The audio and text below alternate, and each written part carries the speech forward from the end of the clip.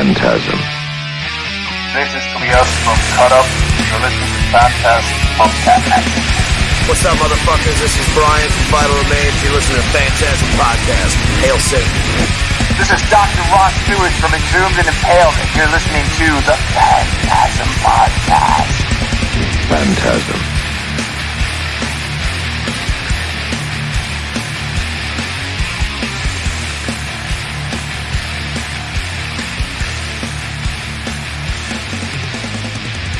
What the fuck is up, ladies and gentle ghouls?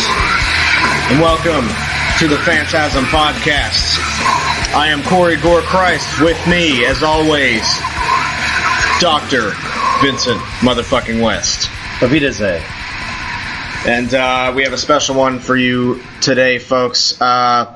We got Mike Smith later today on the show. Very awesome interview. If you're a Suffocation fan or an old school death metal fan, that is an interview you guys do not want to miss. There's so much history and just shit packed into that interview. It was really eye-opening and really exciting for us to do. And we have a good movie that I think you will all appreciate, and it goes along with the interview quite well, I think. It's what do we got for him? John Carpenter's They Live, which is a classic. A lot of people say it's not necessarily a horror movie, but it's more on the sci-fi side of things. But it's fucking John Carpenter. It's Roddy Piper. It's Keith David, who of course plays Childs in The Thing, which is John Carpenter loved his performance so much in The Thing that he wanted him in this film because he didn't want Roddy Piper to have a sidekick character, if you will. He wanted somebody else that could hold his own. So basically not even really a supporting role, basically a second main character. So the Frank character really brings that out. So, this film's very iconic. It was, a sleeper movie. It didn't do well at the box office at all. But it ended up being a cult classic, and it has a huge following today. This came out in, around the fall of 1988. And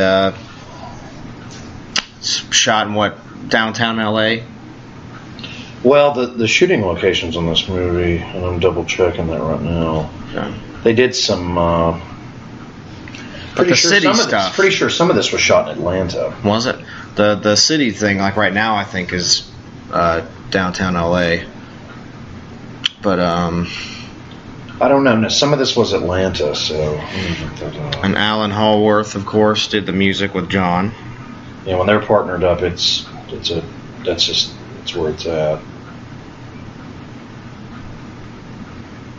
And then, of course, there's a lot of famous scenes in this movie, a lot of stuff that sticks out to the end of time, but we'll get to that when those scenes come about. But if you guys are playing along with us today, which we encourage you to do greatly, we're at 3 minutes and 33 seconds on the player here, so if you guys are watching this, skip to that, and we'll be all synced up, and you guys can just follow along with us as we do this, and it should be fun.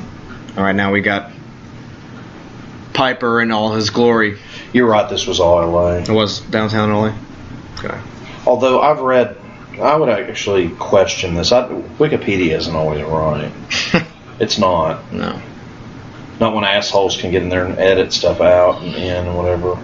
Well, it doesn't say entirely in downtown LA. It says principally on location. So it was.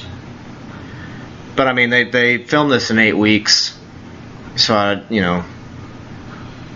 don't know if they went to other places or not. I know that infamous fight scene between Keith David and Roddy Piper was actually all shot at once in 5 minutes, and they rehearsed it for a long time before they shot the scene. But it was, it's a very, very raw fight scene, and it was pretty awesome. And of course, Roddy Piper, having experience at WrestleMania and being in the ring and shit, you know. I love how these quotes from people I've never even heard of. It's like, Jonathan Lethman called They Lit. It's like, fuck you. Who cares what you think? I don't care if he liked it or did not. Has no relevance on anything. Yeah, the political satire in this movie, which a lot of people don't get. It was John's. You'd be amazed how many people that I've talked to don't understand anything about this film. This was actually John's way of pointing out the commercials and the ads and stuff during the 80s, where they're basically saying, you know, everything on TV is just trying to sell you stuff now. And you know what's interesting? He wrote this for Kurt Russell to play. Originally, yeah. Yep. But he did bring Keith David over from the thing. Well, yeah, it was supposed to be the two of them. Mm-hmm. And actually, if you think about it, that would have worked too. Right. But I think using Hot Rod was cool because it gave him some well, stardom. It's not even that. It's just there's something of. I think he plays the character. Not that Kurt couldn't have done this. Kurt could have done this with his eyes closed. But I think Roddy brings a different thing to it because he is John Nada. He makes the character feel real, and he's actually, because he's Roddy Piper, you think that John Nada is Roddy Piper, like John Nada is the real character and not him. You know, it kind of seems pretty real. Yeah, I mean it definitely is. I enjoyed this film very much. Haven't watched this film enough, but I really, really enjoy it. It's one. I love the characters, and this one's good. You know, the lines in this movie are fucking perfect, and you know, it's a great action film. It's a great sci-fi film. It's a great, you know, has a lot of great horror elements to it. You know, if you're afraid of aliens, then you know. But apparently, John Carpenter thought that Ted Turner was an alien trying to control the human race. Well, a lot of this, what I've read, is a lot of this was attacking the Bush administration or the Reagan administration. That's what I meant. Yeah. Well, yeah. I mean, that was the whole thing, was him middle fingering that, which is understandable.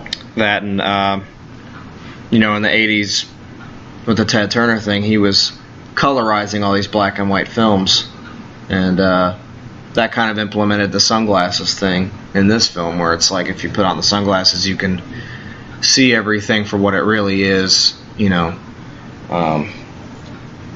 So basically it says that Ted Turner was really a monster or whatever. It's kind of funny. And here is where John meets Frank. Or they work together anyway, you know. You know, to me, he, in a lot of ways, it's what's fun about this, they complement each other so well. You'd think they've known each other for a long time, the way they act around each other in this. They must have got along really well. And, you know, that's why John wanted Keith, because, like I said, he didn't want a sidekick character in the Frank character. He wanted another main character, and that, I think Keith really does that in this film. He really, he seems like another main character, not even a supporting character, you know. So without the Frank character, this movie wouldn't have took off. It wouldn't have made much sense either. I agree with that.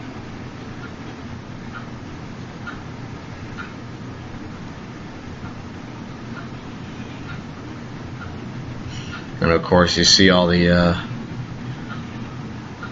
poor people, the homeless people in this area here. So you go to the city with all the nice stuff, and then you come to the outskirts of the city, where you see all the squalor and Frank's just showing John around.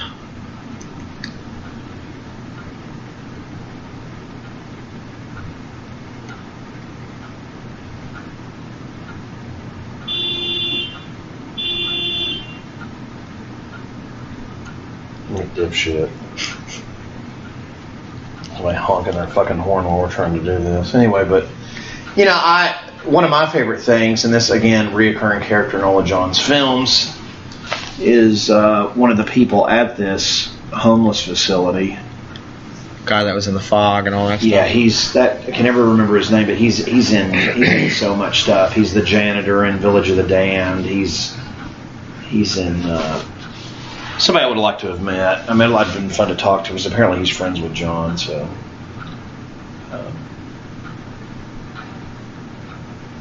The dialogue for this film is brilliant. The way this film was shot is brilliant. This film's really perfect. There's nothing wrong with this film.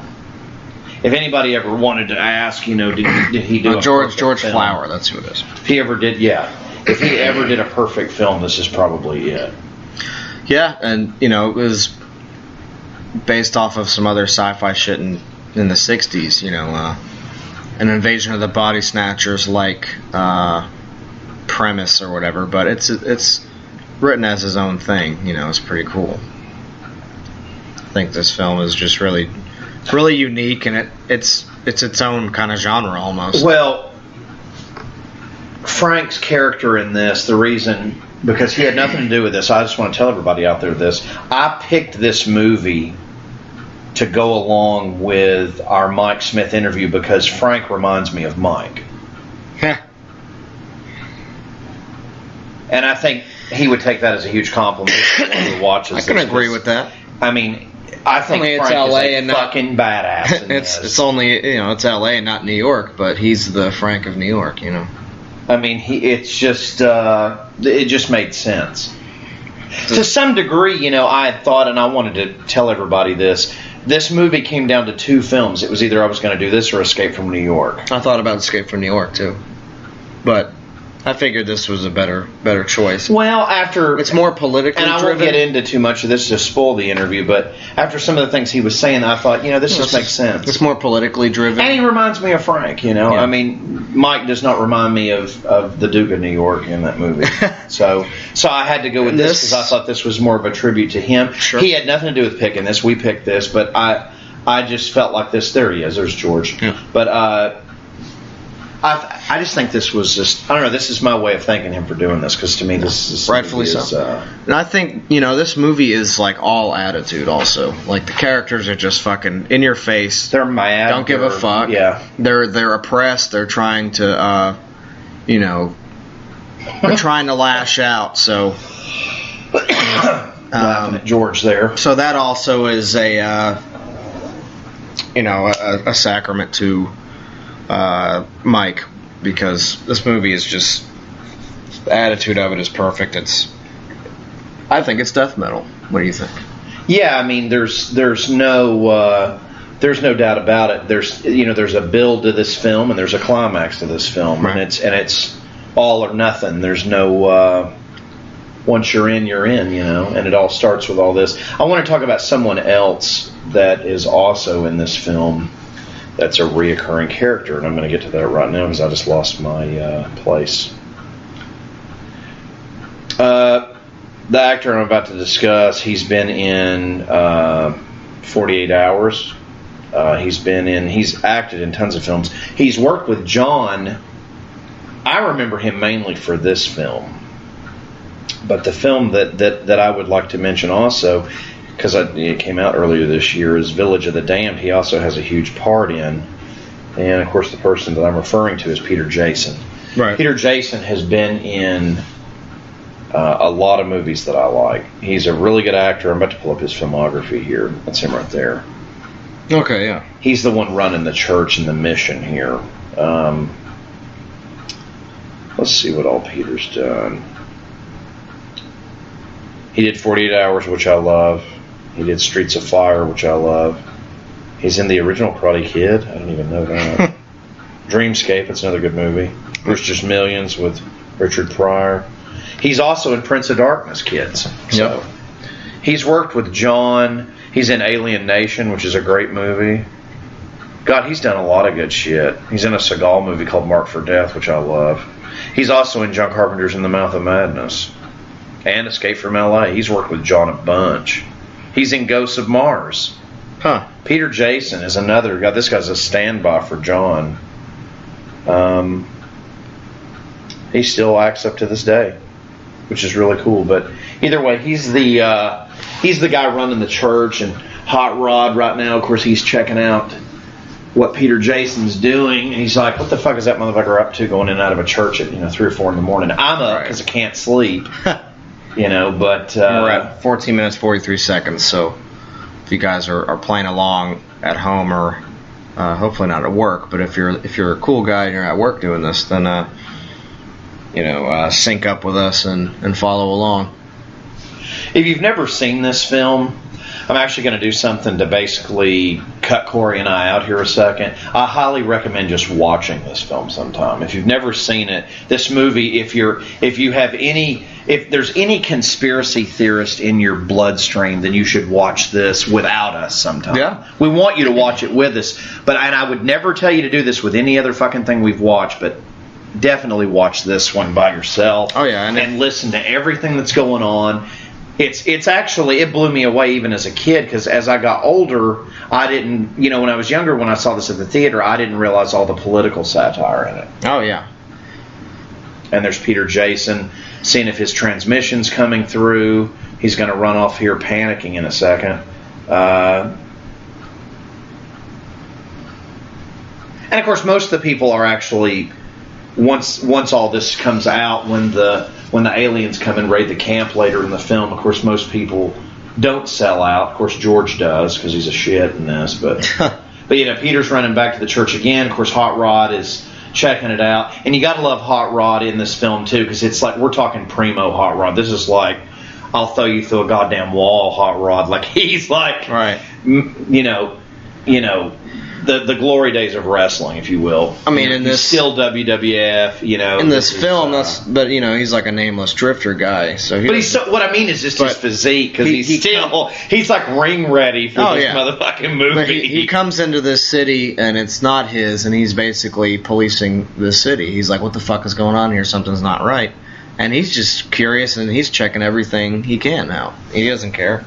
So he comes into this city.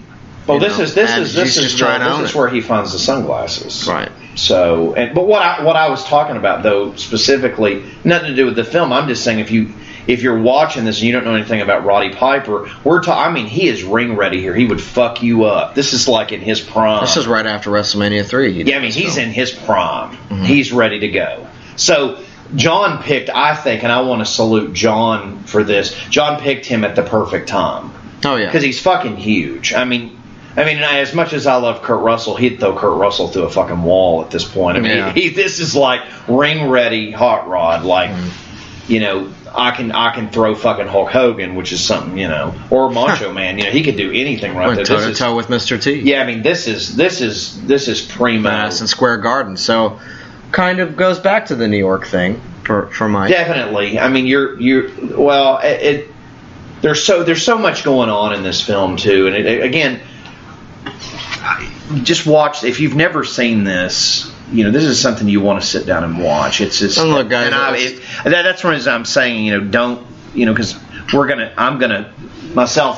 gonna do it too, but I'm gonna throw so many spoilers in this. I don't want to ruin it, but the first time I saw this, I just thought this was just good filmmaking. It's like, even if John, because honestly, as a kid, I don't remember knowing this was a John Carpenter film. I just liked it. Because I'm like, Hot Rod's in it, Yeah. Because it tied in, and I'm going to do something else here, too. This also kicks to fucking Vince McMahon for being a fucking genius for letting Roddy do this. Oh, yeah. I mean, am I wrong? Or Hot Rod has to be one of the first wrestlers to do Hollywood. I mean, besides like Hulk Hogan or... Yeah, that's it. Plus around... Because Hogan had done Rocky 3 prior to this, but... Plus around this time, in WrestleMania, they were trying to get stars and celebrities into their product. So they're like, hey, why don't we put our wrestlers in Hollywood film and kind of bring this all together? And that's what they did. This film actually didn't really do so well, but if you look back on it, this is really Roddy Piper. If it wasn't for him as a wrestler, this is his baby right here. What's interesting, though, this film, I didn't look this up, I just know this film made more than its money back on home video. Yeah. But just not in the theater. But when it came out, You want to hear another interesting thing? A lot of people don't know this. This was the first release from Scream Factory. The first one? Yes. I think I remember because I saw that. Followed later, shortly thereafter, by Halloween 2. Mm-hmm. Because I remember seeing the artwork for it, and I was like, that's really fucking cool. Yeah. And then the Halloween 2 one, then they put out 3. This was the first release that they did. And Phantasm 2. was that pretty was close later. by. No, that was later. Was it later? Yeah, that's part of their bigger wave when they got to about 30, 40 films. But, oh wow, okay. But no, but this was this was their and this made me think to myself, okay, if they do this right, and obviously it's turned into that, a Scream Factory can do something really special. Because I saw this Blu-ray, I was like, God damn, this looks great, and it does. This Blu-ray's beautiful. And the cover art thing, we haven't seen that before. You can flip the covers. Well, on this one, I think their cover art sucks balls, but to have both, to have a newly packaged artwork and you can flip it to the old. There was somebody whining online about, I don't know why people don't like their artwork. It's like, well, because it kind of sucks. I'd rather have. That's why you have both, though. I mean, for people that like the new, but I would if rather, people like the new artwork, that's fine. But for all the old school people that just like the regular old school artwork, then they always have that too. None of mine you will see have that standard artwork on it, unless it's something that I'm not going to keep and I just don't give a shit. Right. But if it's something that I actually, like this, any of the John stuff, I've flipped it because I don't want to see their shitty artwork on that. It's like, and then to me, it's like it's almost disrespectful doing. Well, it's just newly packaged, so they don't. I don't know. I think it's a nice touch. To me, as an older fan, it's misleading. It's like, what the fuck is this? Some kind of bootleg, It's but it's kind of reintroducing it, so it's new and it's fresh. And well, no, let's break it down to what it really is. It's some dipshit at Scream Factory that thinks they're the ultimate fan and they really painted their stuff on it. It's like, fuck you. I don't care about. So there you go. You can get rid of your stupid artwork. I don't care about it. I don't like any of it. I honestly don't. I just think it's gay. It's like, just leave it alone. Leave it alone. I don't need it. I just don't need it. I didn't even mean to get into that, but it's true. I don't need. Arrow's starting to do that. It's like, I don't need y'all to put. Yeah, I didn't like the your artwork on stuff. I don't like any of the stuff artwork. I don't like either of them, honestly. I like the original because I remember renting it on video, but it's. I don't like the original artwork, and I don't like the new artwork. I think well, that looks weird. I don't know. It is, but I mean that's. At least that's what it is, though. But usually I just leave it. There's only certain ones I've tried to flip, and that's only because I don't know. I just normally I leave it alone. Like for example, I'll say this though. I will say this because either way, the slip I like Arrow's new artwork more than I do the Scream Factory's. I agree with that because that Bride of Reanimator to me is it looks fantastic. Yeah, and I think Society is beautiful. They did an outstanding job with that. But to me, the Scream Factory stuff's just corny. A lot of it's like that burning cover's awful. Yeah, I don't get it. But the thing about that is, like, the new cover art is always going to be on the slipcase. But when you take it out, why wouldn't you have the regular artwork? Because the slipcase has to be the new artwork. Because there's some fanboy at that company that's like, you need to see my representation of what this movie is to me. I'm so tired of that. There's always somebody there trying to, cram their, put their stamp on something that already exists. It's like, I don't need your stamp on They Live. John Carpenter's the only stamp that needed on it. I don't need your take of what you think of this. And and again, and I'll say this, I've never said this before. My opinion, and this is for everybody listening, it's just my opinion, But at the same time, I'm not trying to come into your home and redo artwork on something that you love. I'm not going to come in, I'm not a Star Wars fan. I'm not going to come in your house and try to ruin your Star Wars collection because I don't like it with my customized artwork. I just don't need that. I don't need it on anything. I like when I go into a store and buy something like, here's your perfect example. I hated the Halloween 3, their cover of that. It's hideous. It was goofy. It's just hideous. I have the old one. I did. It's like people. Yeah, it's bitching. Yeah. Those kids walking with that witch. That's fucking scared the hell out of me as a kid. It still scares me a little bit. Yeah, I mean, it's freaky deep. And it makes you want to watch it. When you pull out that new one, you're just be like, "Is this like a Disney movie? What are you about?" Yeah, it's like it looks like Disney's Escape from Witch Mountain or something. It's like, and it's again, I is this get Halloween Town? Or they're wanting to put a spin on it or whatever. I know it looks like some kind of Rob Zombie's Halloween shop thing. Because he owned some shop online for a while called Halloween Town. Did you know that? No. Yeah. I don't know if it still exists or not, but That's gay. I wanted to also tell everybody, because we were talking about this thing. We'll see how it goes. I ordered a couple things from the Fright Rags. So cheers to Fright Rags. Gave a little more love to New York. But yeah, I got a Halloween 3 shirt, and I got a, which was almost gone, and I got Night of the Comet that was on sale. Nice. But I'm waiting to get some more stuff when they have their sale coming up. So, but anyway, Fright Rags kind of cool. Do I like everything? No, but not everybody's gonna. Again, you know. But I will say this: at least their take on stuff is, I feel like, is at least more. It's very true to the original cover art of a lot of stuff. Well, it's fun, you know. Whereas I don't get that from everything. But you know, there are people out there. I've had people tell me, "Oh, I love Scream Factory's new artwork stuff." I don't, but whatever. No. As a videophile, because that's really what I am, just a collector of films. I don't personally like when they do that. And I'll tell you somebody else that does it, and they don't give you an option for the old. I hate Criterion's covers. Those are awful. They're horrid. And it is some hipster. I can just see him fingering his or her butthole while they're in their apartment going, "I'm so witty."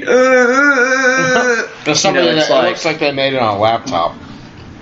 I just don't like it. And it's every release they do. Like they never put original artwork in their stuff anymore. It's always their avant-garde. Finger my fucking Prius butthole, my gluten-free vagina, fucking, and make my new take artwork on everything. It's not vagina, it's vagina. Don't get me wrong.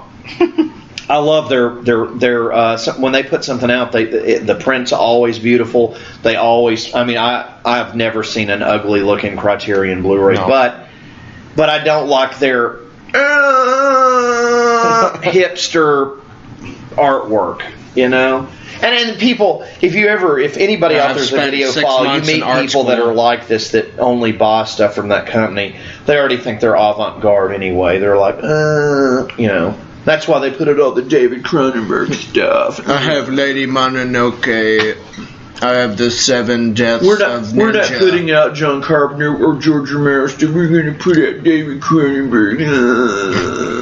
And I love David Cronenberg, and I love David Lynch. Lady in the Snow, but it's just, you know, not crazy about their artwork. I own a ton of titles from that company. Their titles are also overpriced. Yeah, it's like $35. And they're not packed to the nines like something like Scream Factory or Arrow's going to put out. Arrow. Look, here's something else I wanted to talk about. Scream Factory titles have went way up in price. Yeah, and they're not. It's because they're just now getting popular. Whereas before, it was for collectors. Now it's like everybody's like, I go buy a DVD combo. It's like, you know, give it Blu-ray combo. Anyway, but you know, it's. I mean, I think some of the Arrow stuff's overpriced. But, you know, it's their stuff's actually limited, and it really is limited. It's not like we pretend Scream Factory. If that shit goes out of print, then it's like, sorry, Chief. I mean, you waited way too long on that. That's like been out for years, you know. But Arrow is limited release, and as far as the Grindhouse stuff, you know, some of the Grindhouse stuff is limited, some of it's not. Apparently, that Cat in the Brain is going to be limited to 3,000, so. Definitely buy that if you want to if you want to purchase Cat in the Brain, you should go ahead and pre-order it because those will be gone and there's only 3,000 of them. And did you order yours? Yeah. That was a stupid question, wasn't it? Day they put it up, I was like, oh shit. I don't think the Blu-ray and the thing itself is limited. They have a limited slipcase that comes with it that's glow in the dark. That's limited to the first 3,000 copies or something. I don't know. But you go to diabolicdvd.com to pre-order that. You can also pre-order a lot of other shit off of there. A lot of Arrow stuff. They distribute all kinds of shit, but that's the only place. Who's this? Diabolicdvd.com. I want to actually say something about this. They actually fucked me. Did they really? They did. That's the only place I can get that Cat in the Brain. Yeah, they have a relationship with Grindhouse. They butt fucked me on my. I wanted to tell you guys about this. They fucked me over on my copy of The Beyond. Really? Yes. And thank God I had ordered one at a store I won't mention, but I had ordered it. Maybe I should get it from there. It's not in their system, so I'm glad you ordered it. I just wanted to mention though on that release, because they never took my money, and I wanted to tell you this. They won't take it till it gets in stock. So if you have no money in the account, they'll fuck you on it. Oh yeah, well no, a lot of places will go ahead and take your money, which I'm fine with. What I'm saying is I thought they took my money, and they didn't. So I'm sitting there with my, head up my ass, because I thought, okay, cool, I'm going to get it, and they're just like, you don't have any money in your account. A lot of places do that. Amazon does not. Amazon will take your money and then be like, oh, well, it's out of stock, which is what they did with another Grindhouse release. They did that with Pieces for me, and you remember that whole rant I went on. In episode 3, I spoke about that, and on my other podcast I spoke about it. What I'm saying is you've got to be careful with them. Now, on your release on that, I think you're about going to have to do it. Did you know it's not even on Amazon? It's on. No, it's the only place is Diabolic. That's why I was like, why am I on this weird website? Maybe they have some kind of exclusive thing with that. But I'm going to tell you what, on that Beyond, I got fucked on it. Yeah. They were like, you don't have any money in your account. And I'm just like, I thought you took my money, I'm like, well, not today. Honestly, and I want to also say this, the nightmare that we had that we spoke with on another episode with Synapse, Diabolic, when I was dealing with them when I called them, way worse. Yeah. Worse than Synapse. Wow. To me. They were awful to me. Because I was like, okay, well, I have the money. Can I order it? We're already out of stock. Yeah. It's just like, well, I'm never here we ordering go. anything from you again. He's got the sunglasses. But yeah, that was a train wreck. And then, actually, when I was looking around on that Diabolic DVD thing, I found that that double feature that you were trying to plug in the Tobias episode that we had just put out, and it's the Circus of Fear. I ordered it, actually. Yeah, they have it on Diabolic DVD as well. Well, but I got that cheaper. Right, I'm just saying, I saw it on there and I was like, oh, it's on there. Yeah, I ordered it. Because I hadn't seen it before. We'll be watching one of those probably, you and I. On our private thing, I don't know if we'll do this for the podcast, but sure. Definitely check that out. I wanted to also say something else. Corey and I haven't had time to do this. We've been running around meeting and greeting every person in the Five Grove. Anyway. Right.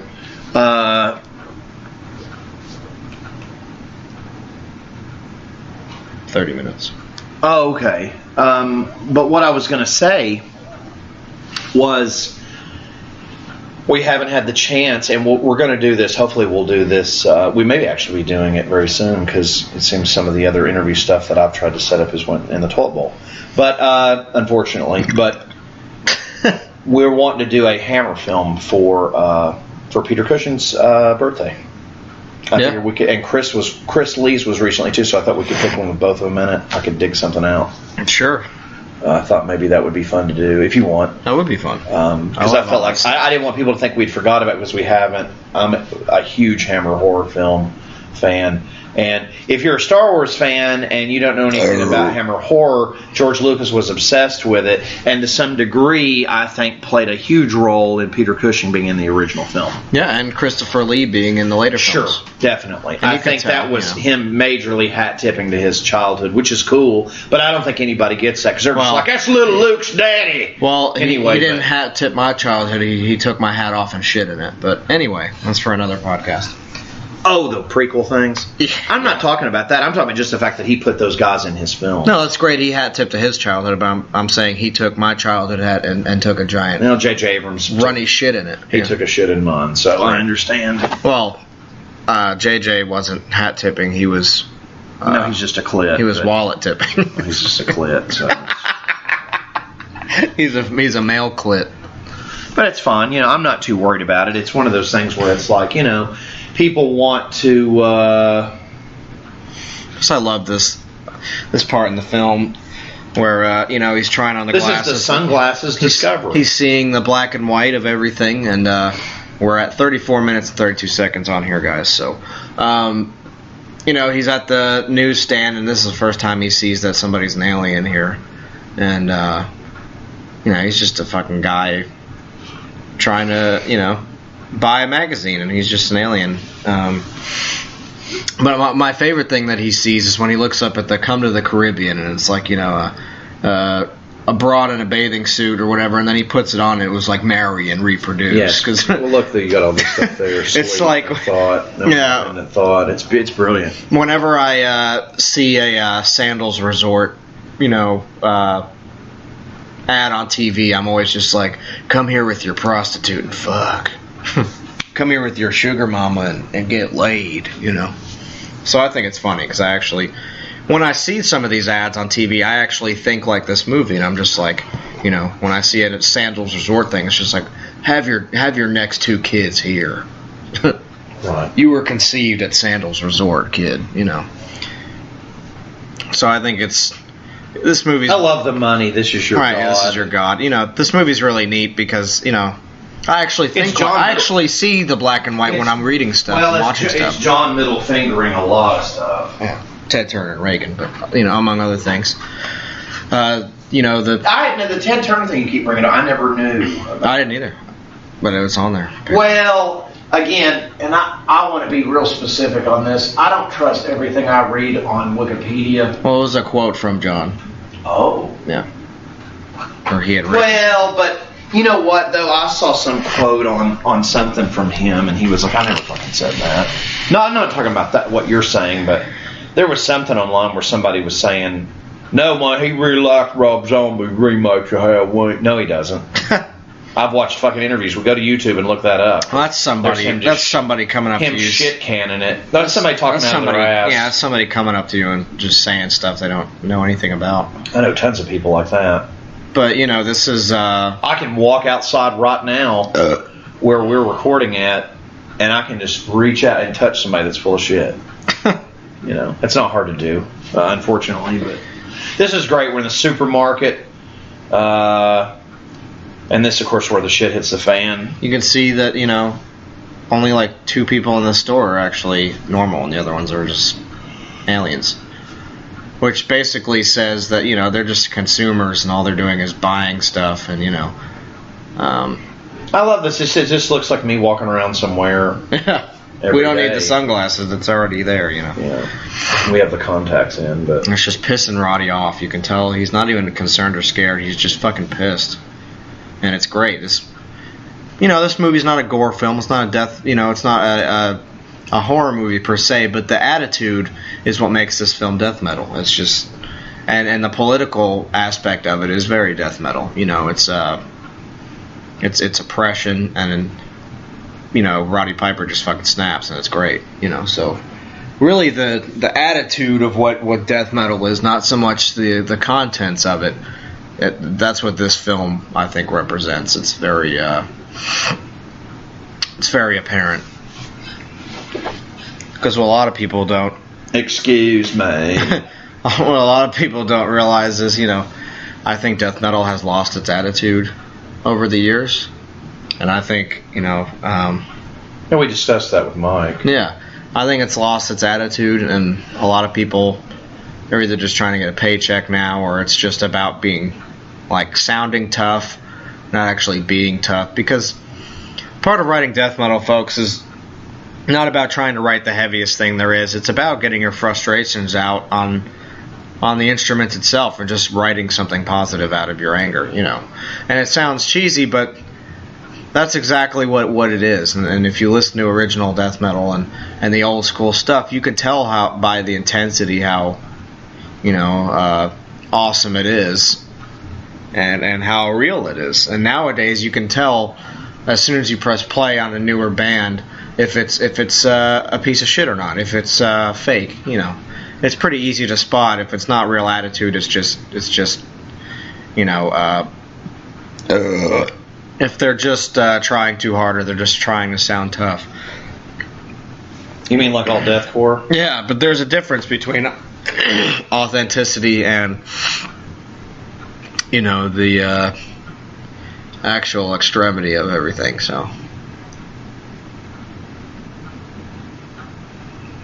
oh, now this cop asshole, we're getting down to the nitty gritty here, because Roddy's figuring everything out, and now these aliens know who he is. And they look fucking nasty. I mean, these aliens are pretty scary, you know. How they infiltrated the human race with all their ads and all this stuff. And of course the police are a bunch of cocks in this movie. So. No, the police are cocks anyway. Yeah. At least everywhere I've ever lived. Except, surprisingly, Atlanta. I never really had any issues with them. Yeah, they're actually very nice cops that I've ran into. Now, this cop actually looks like an alien without the sunglasses on. And there you go, Roddy Piper clothesline. And we're just... Who doesn't want to see police get the shit beat out of them by Roddy Piper? I mean, right away, this film fucking rules. And there you go, cop gets shot in the fucking face.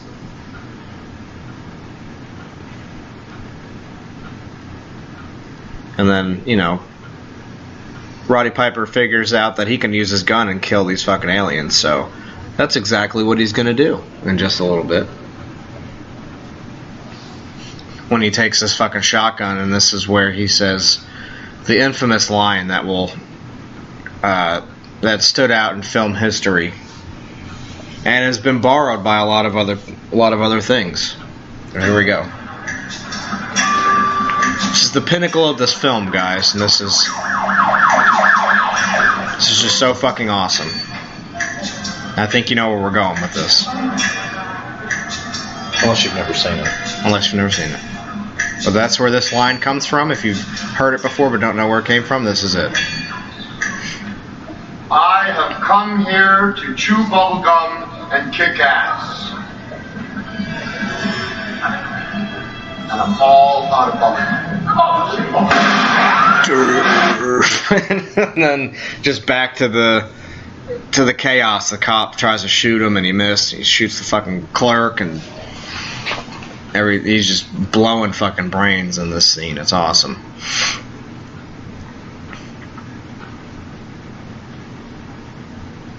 I want to go back to something a second.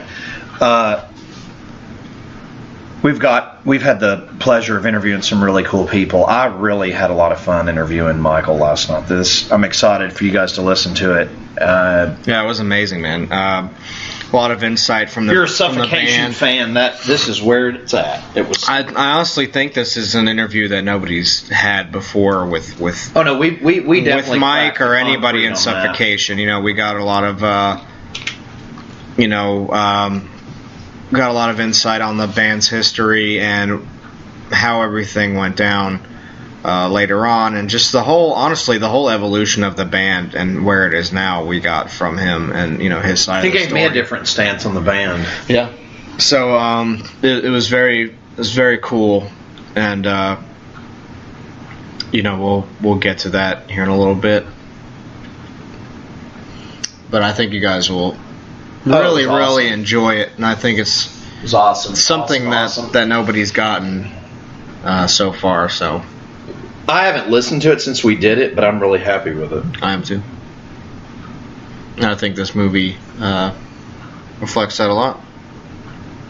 I mean, in a way, I kind of wish we'd done Escape from New York for it, but at the same time, this just made more sense to me because Mike is Frank in this film. And Corey and I are Hot Rod, I guess. I don't know. Yeah. Or I'm Hot Rod. I don't know. Well, no, it's kind of a combo. Hot Rod's not really angry enough in this to be me, but. I mean, if I'm anybody from John's films, I'm. And there I'm is Meg Foster. Yeah, which her character in this. I mean, she's a piece of shit. Right. She turns out to be. You don't really know, but. She does a really good job with it. Yeah.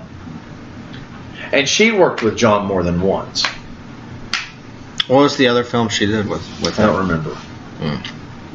But she's worked with him more than once. I want to say Village of the Damned. Yeah, maybe. I don't remember. Let me find out.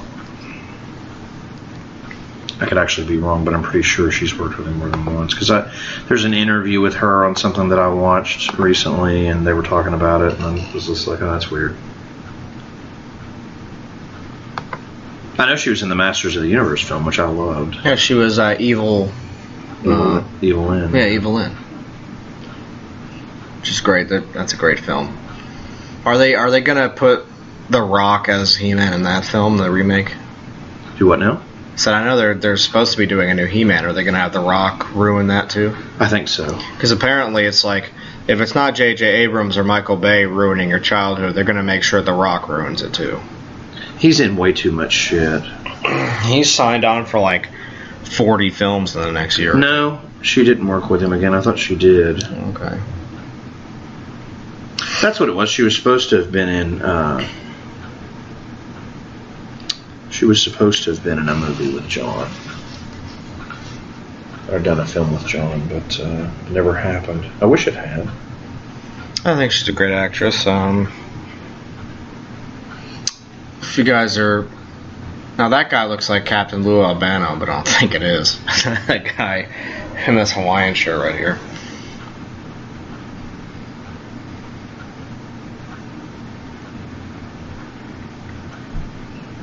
Basically, they're acting like a married couple. And then you find out it's just she has like these two gay neighbors or whatever, which is really funny. It's like, ew, she usually doesn't have male guests over. Yeah. You know, Didn't he look like Captain Lou Albano? Yeah, so what's funny about that? I feel like he was a wrestler. What's funny about that, and I mean, my cousin is gay. I have nothing against gay people, but I think what I think's funny about those two guys is one of them's kind of like, I kind of want to eat her pussy. And the other guy's like the two fruit. They're the two bears that live next door. It's not even gay. It's just weird that they're in the film. I just think it's weird at some point that John's like, I need to put these two gay bears in this film. Well, it's just weird to me that they're in it. I think he put it in there not only for comedy, but because it's also a social satire. It's a political standpoint. I didn't think about that. Yeah, it's probably. And also, you don't know. We all should stand together. Yeah. Also, you don't know if he put the sunglasses on, they were probably normal, and they weren't aliens. Oh, I'm sure. And that's something. I would agree with that. That's something that John makes you think about. But I think he puts them out there. Because it's a... But I remember just thinking that was just random as a kid. It's just like... Well, yeah, you don't get it when you're growing up. And then when you get older, you're like, shit, these guys are just normal people. I mean, you don't fully know. They could be aliens anyway. But I think with John's... John hates gay aliens. No. But he loves the normal ones. No, but I would say you're right. I bet they're not aliens. I think that they were put in here because of all the political stuff. And they didn't really... It's not a social issue movie. So I think putting them in there... they make it into a saying that that's not a problem or that's not an issue. It's not something pressed on by the aliens trying to take over the human race. Well, on a side note to this, for some reason, and I'm not really sure why, but she's a strange looking woman. But for some reason, I wanted her to play with my wiener when I was a kid. Yeah, I wanted her to pretend she was my mommy and whack my wiener. Beefy off in the sunglasses. She's not very attractive, but it seems like she's... But she is it's weird. She's kind of seductive looking. I don't know what that is. I don't know what it is. It's but I weird. can totally see that, yeah. She's not, but she is. She has a suggestive face, you know what I mean? Like, she's kind of looking at you like... I love her eyes. She looks like a demon or something. Yeah. Well, if you look at her, she's kind of saying to you like... And of course, Rob Zombie had to put her in Lords of Salem. She's a witch, an American witch. I gotta put her in my film, because I'm a fucking dreaded dipshit. American witch. I'll say he put Dee Wallace and Meg in the film, which I thought was great because they're great actresses, but... It's still a Rob Zombie shit. I'm a horror god. I got Ken Foree and Brad Dourif. I'm gonna get together with the guy that did the Hatchet films and tell everybody how we invented horror. With Tom Sirrox from Human Centipede. That's another thing too. I don't know. There's something about the businesswoman attire that I was attracted to. She looks good women like that wouldn't fart on me if they were paid to. So. To fantasize about it, I guess. It kind of looks like she would, though, in this film. It looks like... Maybe, you don't know. She's like... Because I think she kind of wants Roddy's dick, but she wants him to come to the other side, kind of thing. But well, he wants to come inside. But, I mean, seriously. But just looking at her, she's kind of suggesting, like, if you play your cards right, I'll jerk you off when my husband's at work. You know. She kind of seems like that type or whatever. Or I'm a widow. I need a pee-pee to jerk off. Right. You know? Yeah, I mean. And then yeah, you're like, I have a that's what pee-pee and I'm alone in my house watching your movie. There's You can whack something me up. about, oh, this is pay dirt here. Oh. And he did this stunt. He just chucks his ass out the fucking window. I wanted to mention that to everybody listening to this. I mean, I think it's brilliant. Hot Rod did that dive out of that house. He's a badass. It's like off the top rope. But I mean, that's impressive. And it's also smart on John's part. It's like, let me get a wrestler and then he can do his own stunts and actually be this guy that's having this hellish day. Yeah. Because your world's upside down. You're already, you move out somewhere, you're living in a damn, excuse me, you're living in a fucking homeless shelter park thing, and it's like, and now you find out the world's being run by aliens, your day's not going too hot. No, you might as well get thrown out of window. And he realizes, that's another thing, he realizes no one's going to believe him. Nobody's going to believe this story that he has to tell. Yeah. I mean, He's been through hell. He had a whole box of those sunglasses. And of course, what a shock that the cops are the alien. It's right. So many just, There's a lot of fuck yous to that. The precursor to the Rodney King thing. There's all kinds of shit that. I mean, I think John, just for doing this, just says what he thought about everything at the time. Because the 80s was a huge... This is an angry film. You can tell he's mad. And the characters are mad. The attitude's very... Yeah, I mean, very mad in this film, and I think it's... It's not subtle either. It's right there. It's like they're mad. Yeah.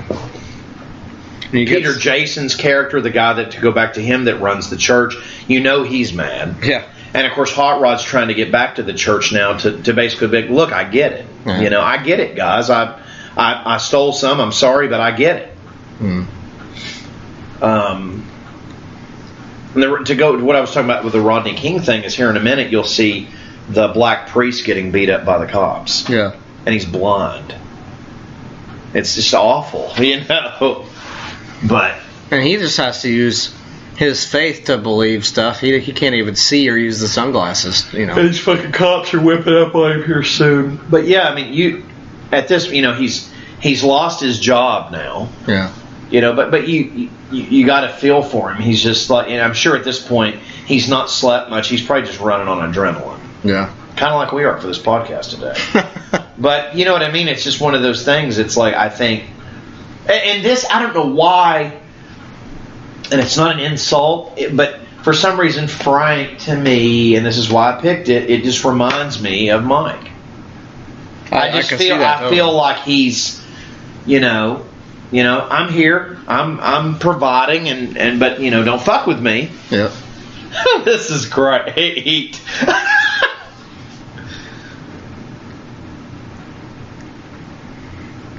It's weird because Roddy's a drifter, but he doesn't look like one. He's wearing the same clothes every day and shit, but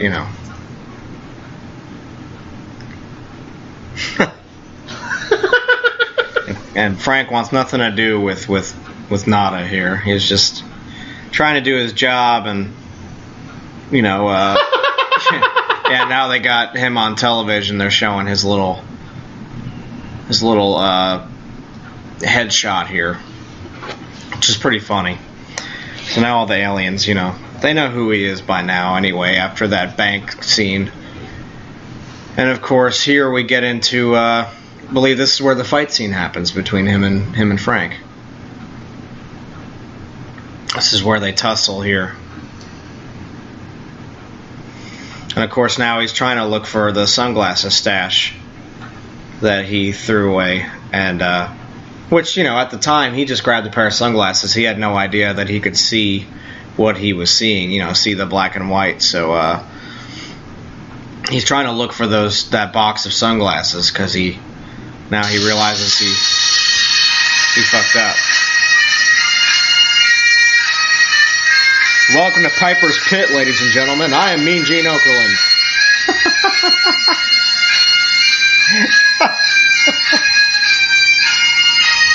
I had to.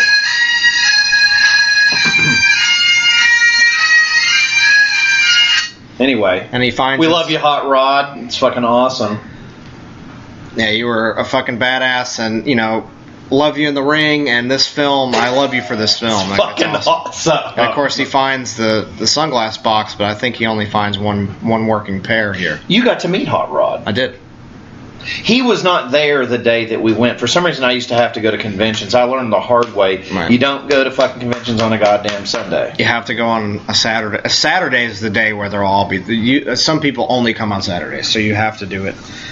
Sunday's the last day. It's really short. Most people aren't there. Most people are there Friday and Saturday only, or Saturday only. And here comes Frank, and this is my favorite part of the movie. It's probably most people's favorite part, besides the bank scene. But he had to find out if Frank was an alien or not. He just had to find out. But they shot this scene all in one take, and it was 5 minutes long of these guys. It's like a real fight. It's fucking insane. Like, I actually, when I was growing up, I thought they were really beating each other's asses. Did you think this was a real fight when you were growing up? No, but I just enjoyed it. I actually thought, because it was Roddy Piper, I thought they were really fighting. Well, I mean, to some degree, I think they are. Because I thought wrestling was real when I was younger. I mean, they're definitely throwing each other around. Yeah. And they do it all. It's like you either put on these sunglasses or start eating that trash can. And this is how it goes. I love it. What Frank says to me, he's like, not this year. Yeah. It's fucking awesome. This is just great, this scene. It's such a good fight, all in one take. It's long, too. 5 minutes long, all at once. They just rehearse this fucking thing, and they never stop filming it. They just let them go for it. And it's one of my favorite fight scenes in all of film, all of cinema. I think this fight takes on a lot of other fight scenes that I love, and it's just better because of the way it was shot. All he's trying to do is put the fucking sunglasses on him, and he's like, "Fuck you, man!" He's not having it. Frank doesn't understand. He thinks he's been out killing people. Frank's still brainwashed here. Yeah. He still believes in everything that's going on, and.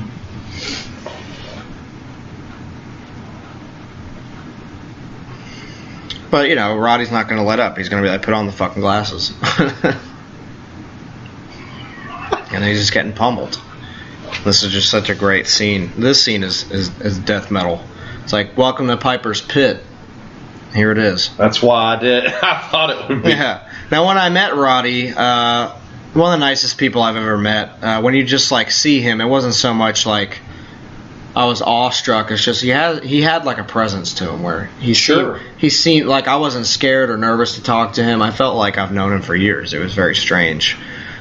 It was almost like he was an uncle of mine or something when I met him. But I actually bought a Roddy print from him, like the wrestling print. You got it signed? And I got it for my cousin for his birthday, and he signed it as, I came here to do two things: chew bubblegum and kick ass, and I'm all out of bubblegum. And so that was pretty awesome that he signed the Roddy Piper thing with that quote from this movie, which is very cool. But he was just so nice to me. He said, he was like, "Where are you from? You don't sound like you're from here." I said, "I'm from Long Island, New York." And he was like, "Oh, I spent a lot of time in Long Island, New York. I feel like we would have been great friends if we had grown up at the same time." That's crazy. I just thought that was crazy he said that to me. I was like, I've never heard anyone say that to me before. It's cool, man. Let alone Roddy Piper. And there you go, the fucking backdrop, this classic wrestling moves here for Roddy Piper in this film. I don't know, he was just so genuine, and it's a really tough loss, whenever that happened. I was actually pretty, I wasn't a huge fan of his wrestling. I was more so a fan of him in this film than I was of his wrestling. But, I loved him for both of those things. But after I met him, it put a whole new perspective on him for me. And I really was saddened by the loss because of when I met him, he was just such a great person, So that really fucked with me for a little while. But, for him to do the stuff that stands the test of time, like not so much as wrestling, but this film is just, a perfect film, and it, watching this is actually makes me feel a lot better because I don't think I've watched it since he passed away. And this is just very cool that we're watching this.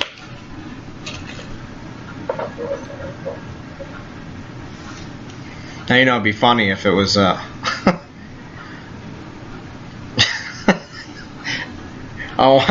wish they made a movie similar to this, but it was Mike and Frank from Suffocation in a film together. That would just be the funniest shit. Now, I got these films that Frank is actually in. They did these like weird, like C movies that have Frank in. You bought them at that. I bought them at that convention I went to, and then one of them is called "I Spill Your Guts," and there's another one, and Frank's the killer in one of them, and it's just funny. I've only watched one of them. It's just really, I mean, they're C movies. They're filmed in like a fucking. Corey, it was good to see you out at something, man. You never go to anything. And they're filmed at like motels. I don't know. They're, you know, I met the director who I bought the films from, and he was pretty cool. He's a huge death metal guy. There's all kinds of death metal cameos in that film. Like, you know, I guess he's in LA with all these guys. But, you know, so Frank has some filmography on him. That's weird. You know, I don't think he would do it now, but I would love to see Mike Smith and Frank Mullen in a fucking movie together, like They Live. It'd be fucking funny. I know it'll never happen, but that's just a fantasy of mine, you know. Because I would probably watch that movie every fucking day of my life.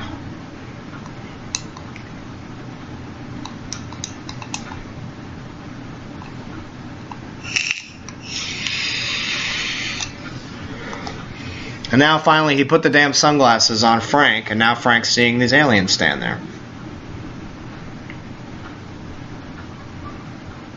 After all this 5-minute fight,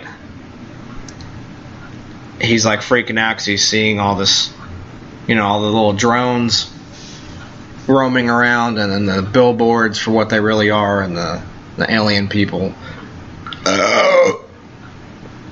So now Frank's on board with John here, and now they both got sunglasses because he found one more pair, and he knew exactly who it was for. Because why wouldn't you, if you see somebody like Frank in a construction yard, why would you give anybody else a pair of sunglasses but that guy? And he's like, let me take you into this. That looks like fucking Boris Karloff. It does look like Boris Karloff. Be weird if it was. Or it looks like the guy. It's like, he's got a death curse. Oh. I mean, they just beat the living fuck out of each other. They look terrible right now.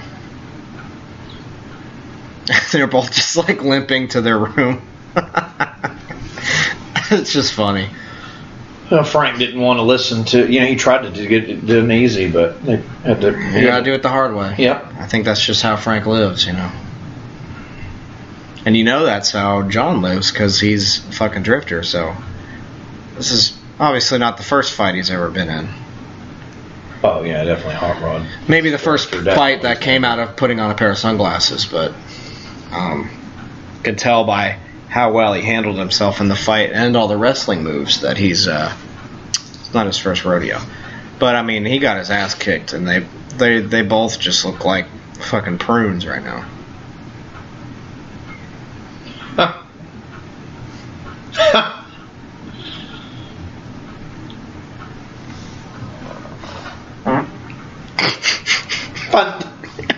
But yeah, that you know, I saw this, and then obviously Men at Work. I think he's funny in Men at Work. Yeah.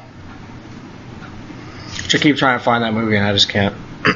I've never seen it in a store. I had to buy it. Well, I mean, I got it at a store, but I ordered it. But. Right. Well, that easy money Men at Work thing's like $15 online, like used even. So I'm like, fuck, I gotta find that. It's good. Adam McKay's or whatever, and get it there. Which is not a horror film at all. It's a Emilio Estevez, Charlie Sheen comedy, but I fucking love that movie. No, it's funny. It's one of the best comedies, I think. Actually, Emilio Estevez directed that. Yeah. And wrote it. So I'm actually the same about horror movies as I am for comedies these days. I just like watching the older shit I grew up with. Totally agree. I can't, you know, I'll check out newer comedies. I usually get excited for newer comedies, but in the end, they just end up being train wrecks. And I don't like wholesome endings. It's like, I don't want a resolution per se. Like, you can have your little resolution, but I don't want it to stay. You know, I don't know. I just want it to be funny all around. I don't want to have like a moral of the story because it's a fucking comedy film that's rated R. So I don't have to have Facebook. Sorry guys, I'm talking business during the podcast, but I don't have to have this to keep the Messenger. No. Okay, then I'm getting rid of this. I don't need this fucking thing. Yeah. Because the Messenger's all I need while we're separate. doing stuff. Mm-hmm. I'm not going to be in there trying to add people while we're, Yeah. Yes, I want to uninstall this because I don't want this turd on my phone. I just need the Messenger. That's all I need. Right. And I'll leave the Messenger. But I don't need that other goddamn thing. Fun. And Corey's got lots of gas today for you guys. He ate something he wasn't supposed to last night, apparently. Right. Yeah, I literally took one bite of Taco Bell. I didn't take another bite because I was sharing it with my girlfriend, and today you're regular. It made me like really sick. What did she eat? And I had to shit all night. It was just a fucking like burrito or something. Oh, there you go. And I was like, those double beef burritos. You better have a toilet nearby. Right. So Frank and John Nada, Roddy Piper, that's his character. Anyway, they are chilling in a hotel room, finally getting to relax, probably in a long time for Roddy. Yeah. For John Nada, I guess Hot Rod is definitely needing some rest because he's got knocked out of a goddamn thing. He found out all these aliens are there, and it's just a fucking shitstorm. Although I have to say, bringing Meg Foster back into the fold is kind of on them. Right. Not on Frank, but on there's Peter Jason in the sunglasses. He's like, oh yeah, I got to go talk to Frank.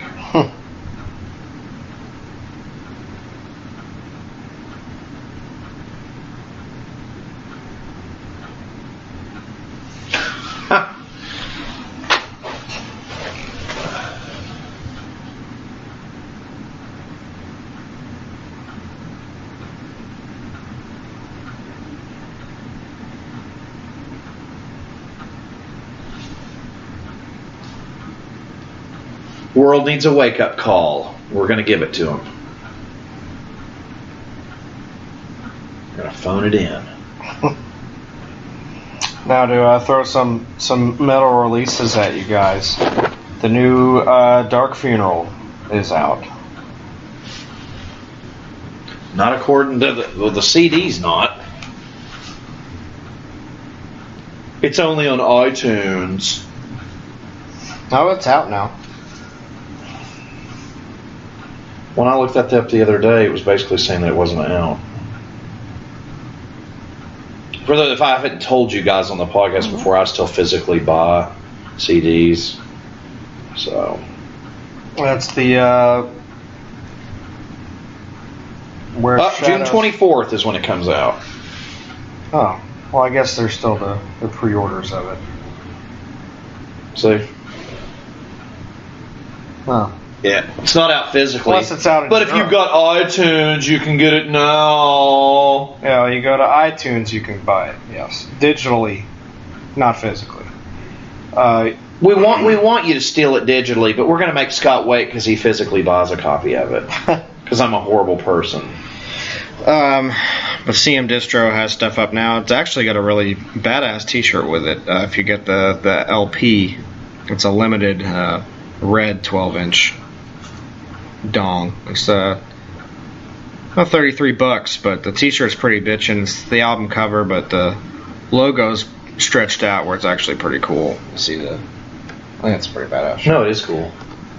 But if the album's a turd, I'm not going to buy the shirt, and then I'm stuck with the shirt from the album I hate, So the good thing about the iTunes thing or SoundCloud or whatever it's on right now, you can listen to it before you buy it, which, unless you're a person that just trusts the band or whoever, then, you can go ahead and just buy it, and maybe you just collect it either way. But for me, I like to preview stuff before I buy it. Holy shit. And, and also what they have up on there is the new... Oh, shit. The new Unleashed as well, if you're an Unleashed fan.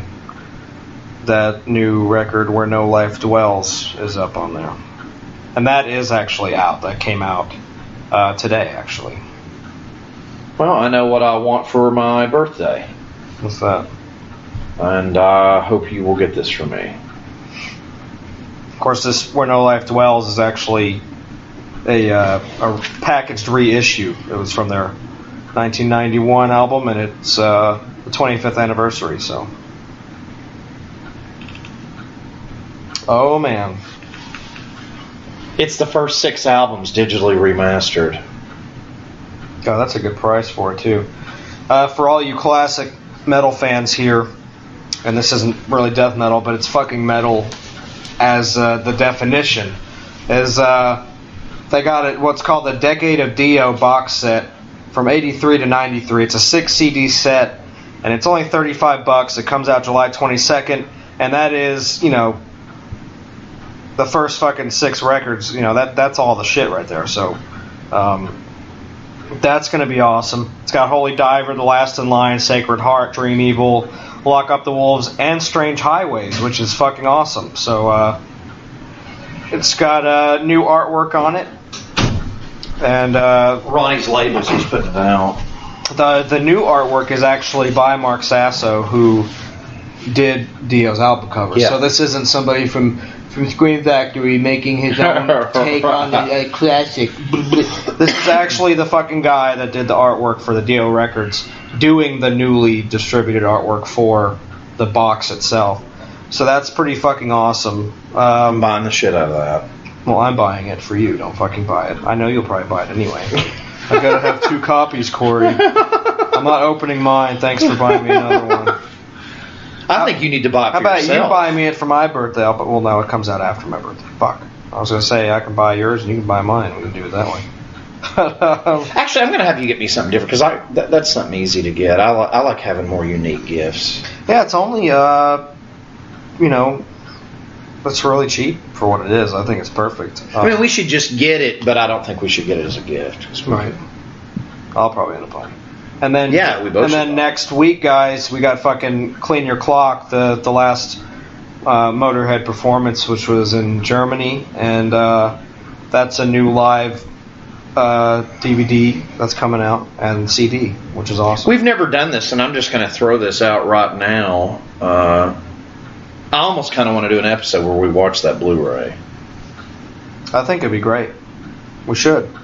Corey and I had the privilege of seeing Ronnie last year. We did. I have to give Corey all the credit in the world. I was really financially strapped and everything else, and we actually made it happen, and we went. We could actually do an entire podcast about going to that show. We can. There's a whole lot of... Not the show. The show was awesome, but... There's a whole lot of shit going on with that. But yeah, it's, I think that's a great idea, honestly. I mean, I don't know. I pulled that out of my butt. I wanted to mention one that came out, and I'm going to have to buy this. The new Candlemass is out. Yeah, there's Death Thy Lover or whatever it's called. I don't know if it's a turd or not. I haven't listened to it yet, but I'm going to buy it anyway. It's an EP. Oh, okay. I haven't heard much of the newer band stuff. So,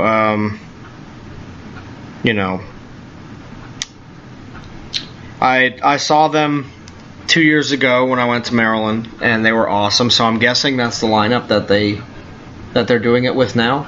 I'm not sure if they just had that singer for live stuff or what they're doing, but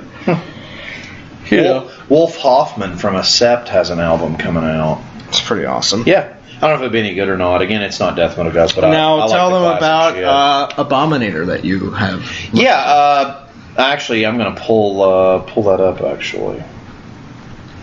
Abominator from Australia. They're like a black thrash band mostly. Very black metal. It's very speed oriented. It's very fast. Not so much blasting, but it's just the intensity of it's very, very fast. And yeah, they're great. They're a great band. Okay, here in this scene there is a lot of fucking gore in this. There's just police shooting all these fucking people, and Meg Foster's trying to get away, and Evil Proclaimed is the... Evil Proclaimed. It came out the end of last year from Abominator from Australia. They remind me of Venom Yeah. Okay. And I also want to plug this label. I follow them on Twitter. I really like the Hell's Headbanger label. Yeah. I think they're... Didn't they put out the Satanic Warmaster stuff? Were they on that? Yes. Okay. They put out a lot more like underground black metal stuff from all over the world, not just the U.S. But they're a very good site as far as media and merchandise. They have very good merch, and they have really cool patches on there if you're a patch collector.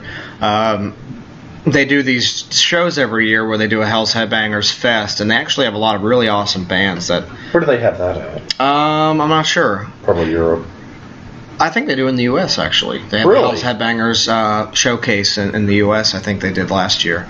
But yeah, they have a lot of really good artists on that label that they're not really recognized as much. I know they're plugged in a lot of magazines and shit like that, but they're still not as recognized as they should be, as well as the bands that they put out, I think, are very underrated. And they do these DVDs where they film the shows that they do, and they're actually really cool. So if you're into live DVD stuff, then definitely check that out as well, from Hell's Headbangers, and pick up some merch and other shit from them. They have a really good assortment of merch and stuff. So back to the film, shit has hit the fucking fan here. They're just getting shot by these fucking alien police, and one of their little Rolex watches just went haywire, and now they're going down the manhole trying to get away. And I love how Roddy's just got this fucking grease gun, and he's just taking off. It's pretty awesome. Basically, I think that manhole thing was some sort of almost seemed like a damn portal is what it looked like, but now they're in the belly of the beast right now, underneath the city here.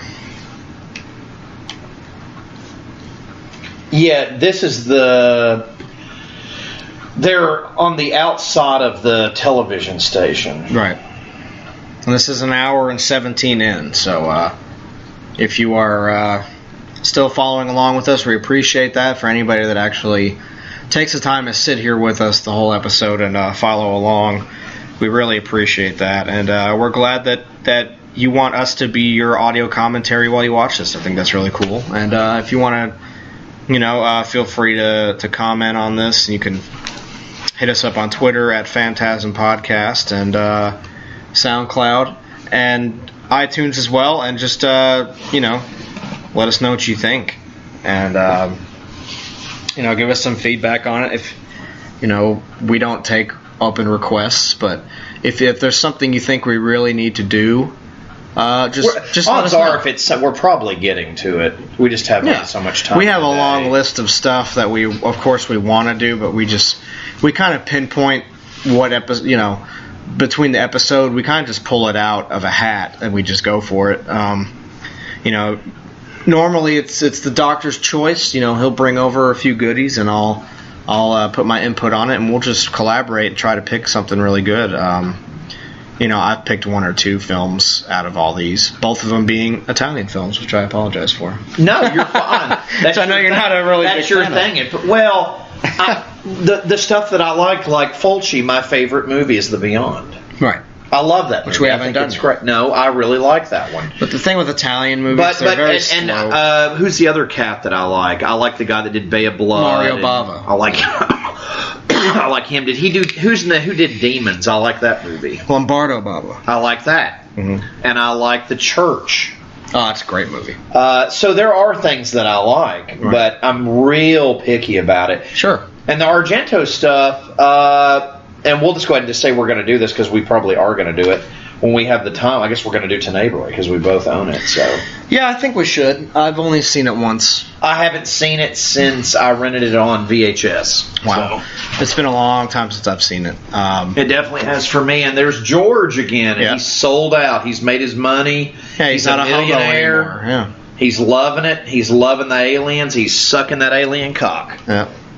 And it's something John Carpenter doesn't want us to do. So it's basically showing you what a douchebag you are when you suck that dick. It's a dick move. You suck that dick. So and we're inside the compound. I mean, we're in the headquarters here. We're in the main thing, which is obviously connected to the television stations and God knows what else. I would, backstage at the show is what George just says, letting them know. And he's showing him his watch where he can escape with because he's a little rat turd. Which is funny. He's a human, so he's more welcoming to these guys knowing about all this bullshit because he thinks they've sold out. Yeah. So he has no idea, And now we're looking at the transport station from how the flight from Alpha 7 to Andromeda, which is the two planets they're talking about. I'm assuming that the aliens have come from.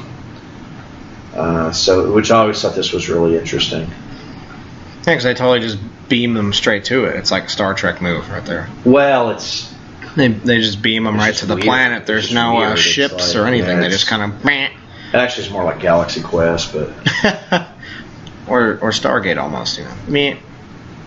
They just take off into the fucking. Yeah, it kind of like Stargate, well, sort of, but. Well, Stargate. It's a gravitational lens, according to George. So, and Frank, of course, he's put out. Roddy's pissed. They're keeping their cool, but you can even see it on Frank's face. He's mad.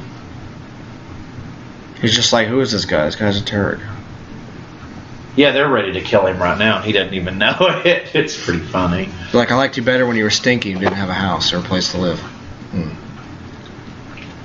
Like, that suit looks gay on you. You're not James Bond, anyway. My favorite part with George in this film is earlier in it, and we were talking during it. I didn't even see it come up the same. It's where he was like, these assholes are cutting in on my television. Well, what he says exactly, he goes, it's just that asshole licking his nuts again. Yeah. That's fucking funny. Yeah. And this is where you're in the control the control center here. CNN, if you will. Yeah. Actually, no. Fox News. Fox News, that's better. I've actually been to the CNN control room. Really? Yeah.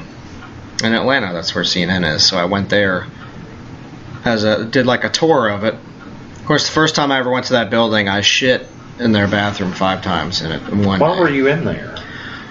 I was dicking off waiting for a show down there at the Phillips Arena, so I don't know what I ate. Tony Rucker? Yeah, with Rucker. I don't know what I was doing. I don't know what I ate that day. Obviously, it was probably Dairy Queen, knowing him. I don't know. Come on, man. It ain't food. It's fan food, It's fan food. It's fart food. It's not fan food. It's fart food. Because I went in there and I just destroyed that fucking toilet. My ass was so fucking raw in that. Come on. Be serious.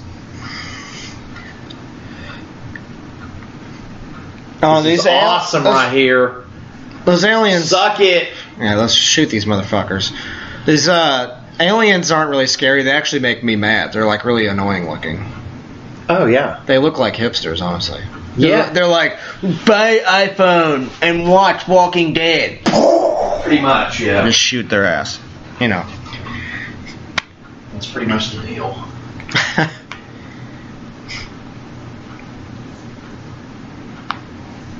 You were talking about stuff that came out today. Again, I got to mention it because it's really the only thing I saw that I really have any interest in buying, and it's not death metal, but I mentioned it before. The new Jorn cover album's out. Oh, yeah? Yeah, it came out. So hopefully my copy is waiting on me at the store that I bought it. Which he does Rainbow in the Dark, which is amazing. Yep. He does a bunch of weird stuff on there. He does Don't Stop Believing by Journey, which I think is weird. I know. I'm sure we plugged Hotel California. Awesome. Which is weird. But I'm sure we plugged him before, but Jorn Landy is a Norwegian badass. He's really the living testament to Dio. And his music, he's, if you like classic rock, like classic he filled metal. in for Dio as well during the Heaven and Hell stuff. Yep. Which is awesome. So, if you love Dio even remotely, or even Black Sabbath stuff, then the Dio era stuff, of course, then Jorn Landy, definitely up your alley. You should check him out. He's a Norwegian badass. He's an amazing vocalist. He's an amazing songwriter. So definitely, if you're a fan of that, be on the lookout for that Covers record. And when does it come out? Do you know? Today. Okay, which is June 3rd. So that and the new Unleashed came out as well, which is actually a reissue of their 91 record. So thank you very much. And we are here with Mike Smith from fucking founder of Suffocation. Mike, how you doing? Man, I can't complain. I'm doing excellent. As long as I stay out of the streets and am home where all my tools are, my weapons, my dogs, and everything I love, I'm doing just fine. Thanks. Awesome. Fuck yeah. I've had reached out to you on social media a long time ago, just as a fan, and I just want to say how much it means to me having you as a friend, and now to actually get to sit down with you on something that I love, the podcast, and actually get somebody that to me is a founder, inspiration, and just overall just monster in death metal, and that's you, and I'm so happy to just have you here. You guys are too kind, man. I appreciate that more than anything. How you do think of me, it's important to me that being in death metal, for one, it's not, especially when we start, it's not a common thing for there to be black, African American, whatever, in it, and then to be in it and considered the top of it, one of the inspirations to it. That's something that you don't take lightly. You guys were innovators, man. Well, I appreciate that. Even with the, I was watching a thing, I don't know if it was on one of Cannibal's DVDs or what it was, but they said that the guy from Napalm Death pretty much invented the blast beat, and then you perfected the blast beat. However, whichever way they want to put it in the time frame, I'm fine with that, as long as I'm in it. You know? Right? Yeah. What were you influenced by, metal-wise, or rock, or anything, when you started listening to music that got you to where that type of, that level of drumming? Was there somebody that you... Well, the first thing that influenced me is my family. My whole family has always been just into music, and not necessarily where they're playing the instruments, which I do have professional musicians in the family as well, but I grew up appreciating all forms of music. My father collected everything from country to jazz to punk to whatever was out there, and that was always in my house as an upbringing. So sure. I always knew it. All right. So what that did for me was show me that, one, the music that I loved at least always came from a band setting. It wasn't like disco or the nonsense where it's all keyboard driven and it was never that. It was always, there was a band of people that you were with to make emotional music. And, sure. And that was the first thing that always had me, was being able to speak through emotion, through music, by touching the instruments. Okay, so when I started in metal, that was when I moved from the Bronx with my family. I was 5 at the time. Moved from the Bronx to Long Island. Long Island was a whole different aspect. It wasn't rap. It wasn't Motown. It wasn't any of that. It was all more rock, and not even metal at that time, because it wasn't that. There's a big punk scene over there. Like all my, friends growing up, they were all punk kids, and I was a metal kid, of course, but they were all just these crust punk guys. I don't know. Crust. Yeah. Hey, it was all here. Yeah, okay? that's right. It was just such an early thing. I started listening to the Zeppelin and, of course, the Black Sabbaths and Dio, and when U68 was on, you couldn't tear me from the TV on that shit. And that was just what I needed. It was an emotion thing. I needed to be able to feel emotion, play it, and the only way that was going to happen was through the metal for me. Now, rap is there too. Sure. I grew up in the beginning of that as well, growing up in the Bronx. Right. That's where it started. Sure. So I do that too. I do that still to this day too. But you got that Necro stuff, right? Well, I did a song or two with Necro. Right. I have my own, which I go under the alias of Grim Real. And that. Yeah, I've heard of that. Sure. That is just an unorthodox, no structure type of. However, I feel like giving it to you, you're going to get it. Regardless of what I say, it's all going to be true what I say. But how the music comes across, sure, is however I feel like bringing it at that time. That's awesome.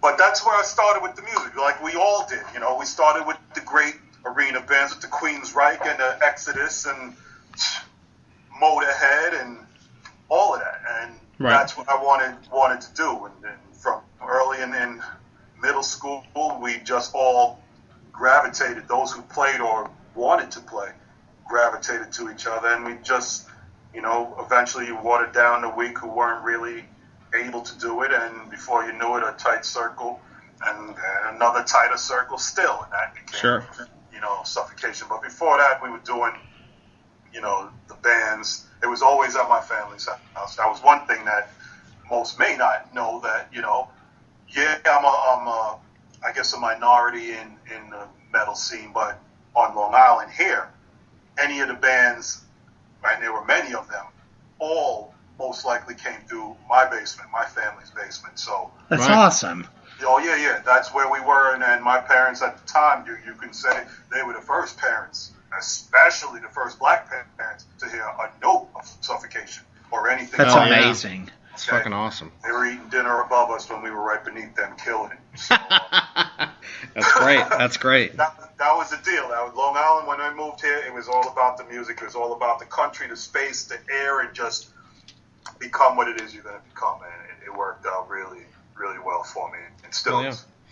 So how did were you in a different band and then Suffocation became about, or was it always what beginning or became Suffocation, or? It wasn't always Suffer. We all played in a few local bands together. Well, whether it's one musician in this band or one musician in that band, we all were in a circle. We went to school. Between two schools, we all met.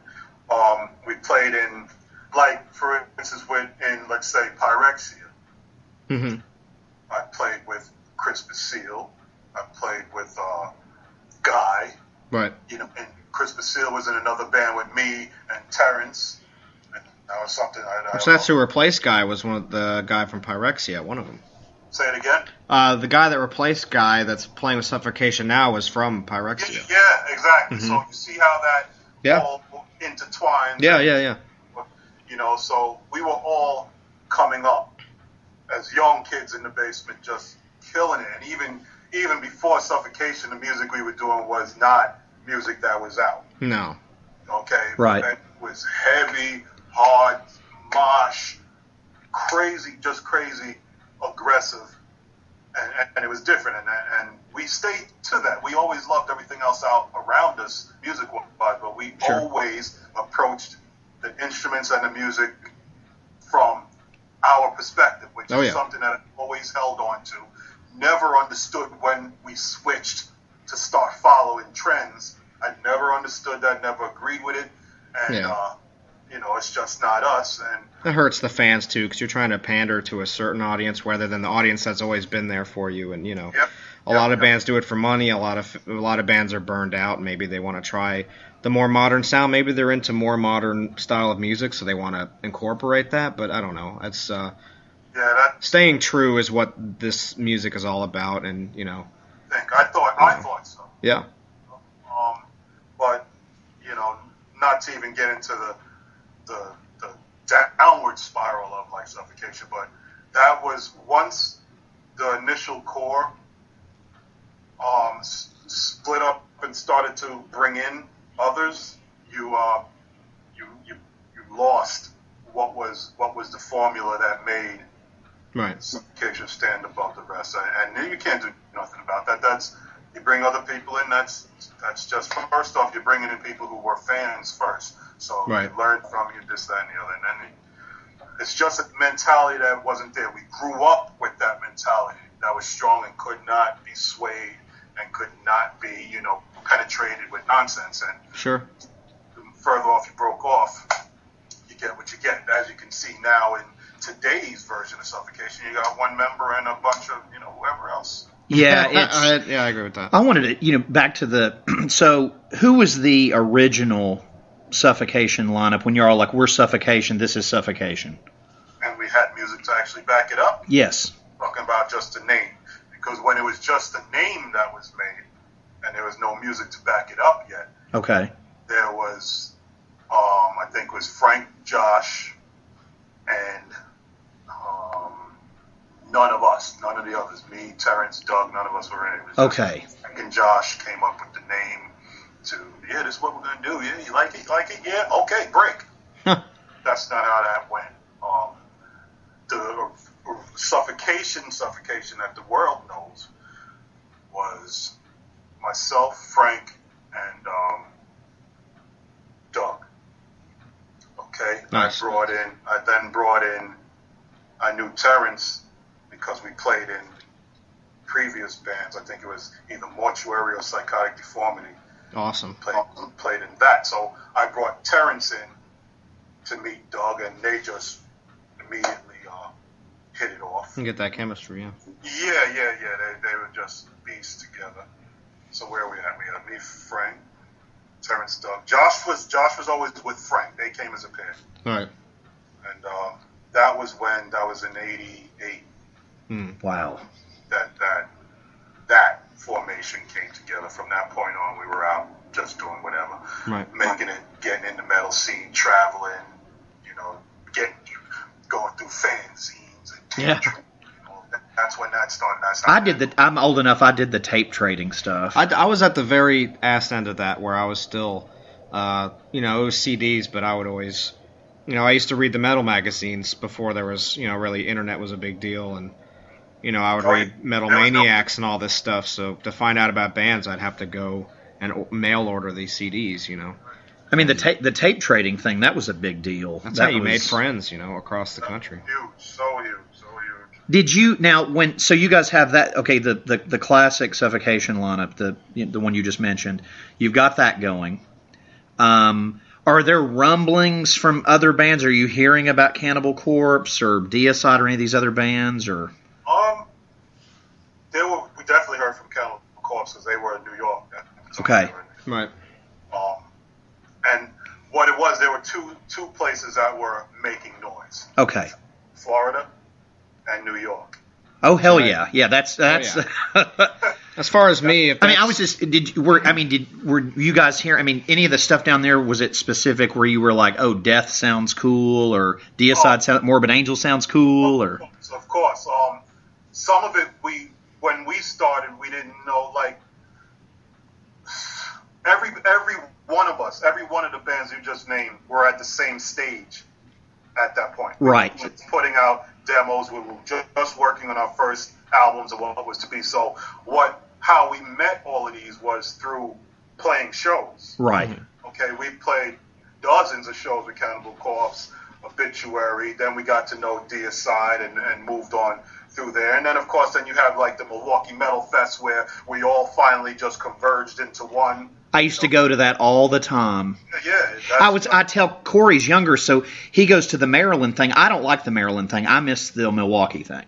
Yeah. That's just me being old, I guess. But I guess, but you have to put it in perspective. If you're going to question, okay, if we're not going to Maryland, where else will we go to get as much as... Oh, right. From a band standpoint, sure. I'm just holding on to my, But so you did shows with Cannibal. Who else were you guys doing shows? This is, way back early. Yeah. We were doing shows with Immolation. We were doing it with the New York boys. Yeah. Doing it. Oh yeah. With Demolition Hammer. Oh, okay. I remember them. It's just recently reunited at Maryland. Speaking of. Yeah, we were doing it with Ripping Corpse, which, Eric Rutan and Hate Eternal. Yeah. Name it from that. Mortuary, of course. We were doing it with... Did y'all ever play with Mortician? Yeah, of course. That's fucking awesome. Yeah. That's raunchy, actually. A bunch of shows Oof. Mortician. I'm just trying to think Monstrosity. Oh, yeah, Monstrosity's great. Now, when you guys were all doing these shows, did you know that it was something that would end up being... a whole new genre almost of metal itself, Well, we knew it was a new genre. There was no question Right. But as far as it would go, this was I have to put them in a circle because Atheist was in it and they were just huge and great. Oh yeah, I loved Atheist too. Yeah. We knew. See, the thing with death metal is none of the bands were coming in asking permission. Sure. This is what we did. You were doing what you do. Yeah. Exactly. This is what we did, and regardless if we made it big, ever toured big, any of that, we were going to continue playing shows and doing what we did. You were shredding ass and taking names is what you're doing. Exactly. You're hitting people with a fucking hammer. Exactly. And that's what I miss today, is because that was it was like we were a gang. Right. We said gang, and we weren't there to compete with each other, because if Suffocation played a song, you knew it. If Immolation played, you knew it. Yeah. If Cannibal played it, you knew it. Every band had a different type of sound, style, and approach, and that was where we were. There was no swaying on that. So we got into it at that time. We weren't going to say, oh, man, disco overruled us. We got to shut this down. We got to go ahead. That was never even an option. That was never an option for us. And you saw how perseverance and having heart behind what you were doing got you where you needed to go, regardless. We got in there and got signed and this and all of that before the record labels even knew what they were signing. They just knew that it was all different. And if they didn't get their hands on it first, they were fearing that somebody else was going to snatch up the market. Speaking of that, how did the chips fall on that? Was it like, do you remember, was it like you guys, Cannibal? How were these bands, Morbid Angel? Was there one particular you remember getting, picked up first, and or even from the New York scene? Like I'm just curious, because in New York, I would have to say we were probably the first for the death metal. Fuck yeah. Okay, but at the same time, Cannibal was right there. They had their demo out the same time, if not even a little before us. Right. They were doing so. It's really tough because, like I said, all the music was coming through the fanzine tape trade buzz. Right. In all fairness, before anybody got signed, we were all buzzed at the same time. Gotcha. Okay, so in all fairness, not to step on anybody's toes. Right. We were all on that same page, on that black and white paper of that fanzine. Right. Saying, oh, shit, did you see these bands? So every one of us got signed at the same time. Oh, yeah. But we were awake enough to know that this is what we need to be doing at that time. Right. Same place, same time. So when you guys got signed, do you remember that? Did someone from Roadrunner come in a club and see you all play, or did y'all get a phone call, or? Before Roadrunner, there was Road Racer. There was Road Racer, yeah. I'm mixing up if we were with Relapse first. Relapse was our first. Really? I didn't know that. I thought it was Roadrunner. No, that's because Relapse put out the Human Waste. Oh, right, yeah.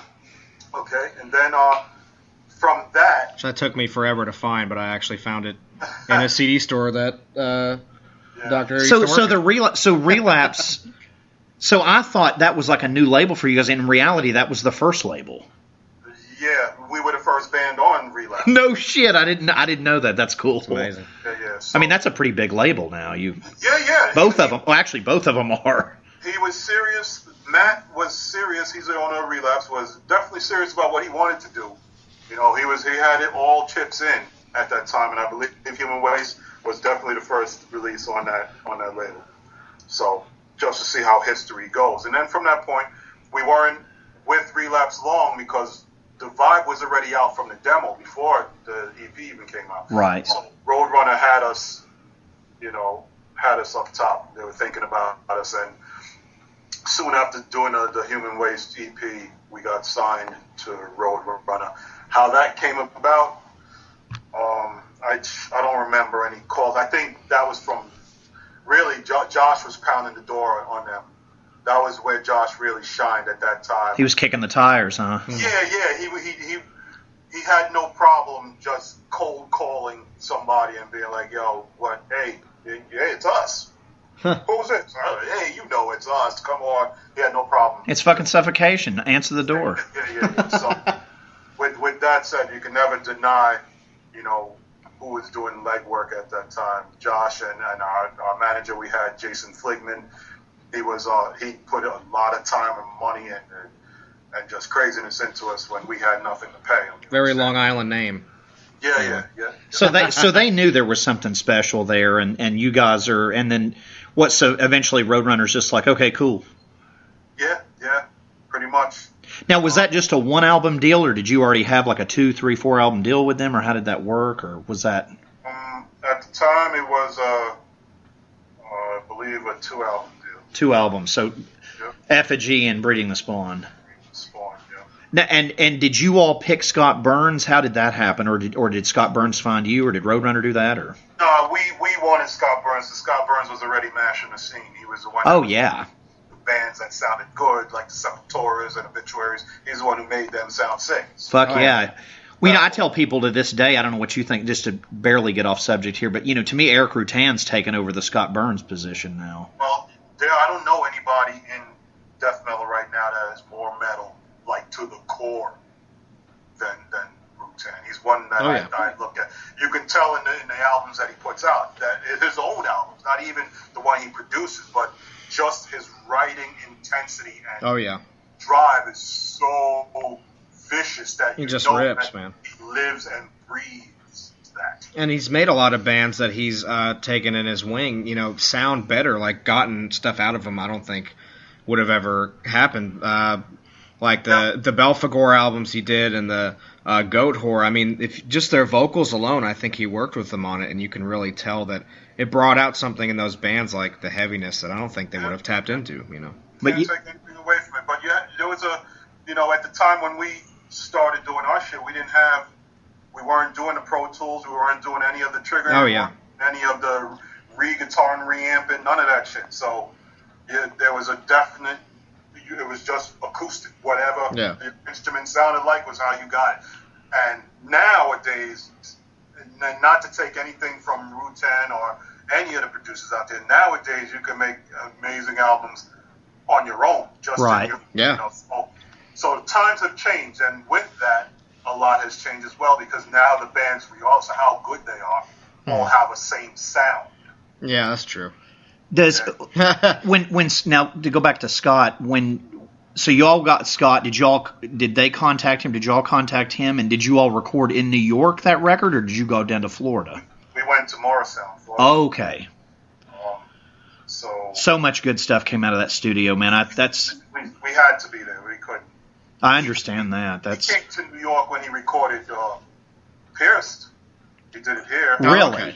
Yeah. So, but yeah, at that time there was no question. We knew that if we wanted to sound like the bands we loved that were new at that time, we needed to go there first. There was no sense experimenting with us. Oh, right.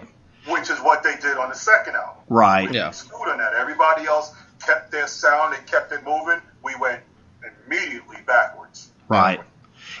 Now with Scott, how long did it take to record Effigy? Were y'all down there? Was that real quick, or was it? I think we were done recording Effigy in maybe 3 days. Jesus. Wow. And that's a masterpiece. I mean, that's the book of brutal death metal via suffocation, and 3 days. That's amazing. Well, there was a different time. It's different than now, because if you hear my Rottweiler in the back, don't mind him. He just likes to. Sounds brutal, man. It does. It sounds like he's summoning something. That's great. You gotta. At the time when we did Effigy, hush up. He can do a death metal record.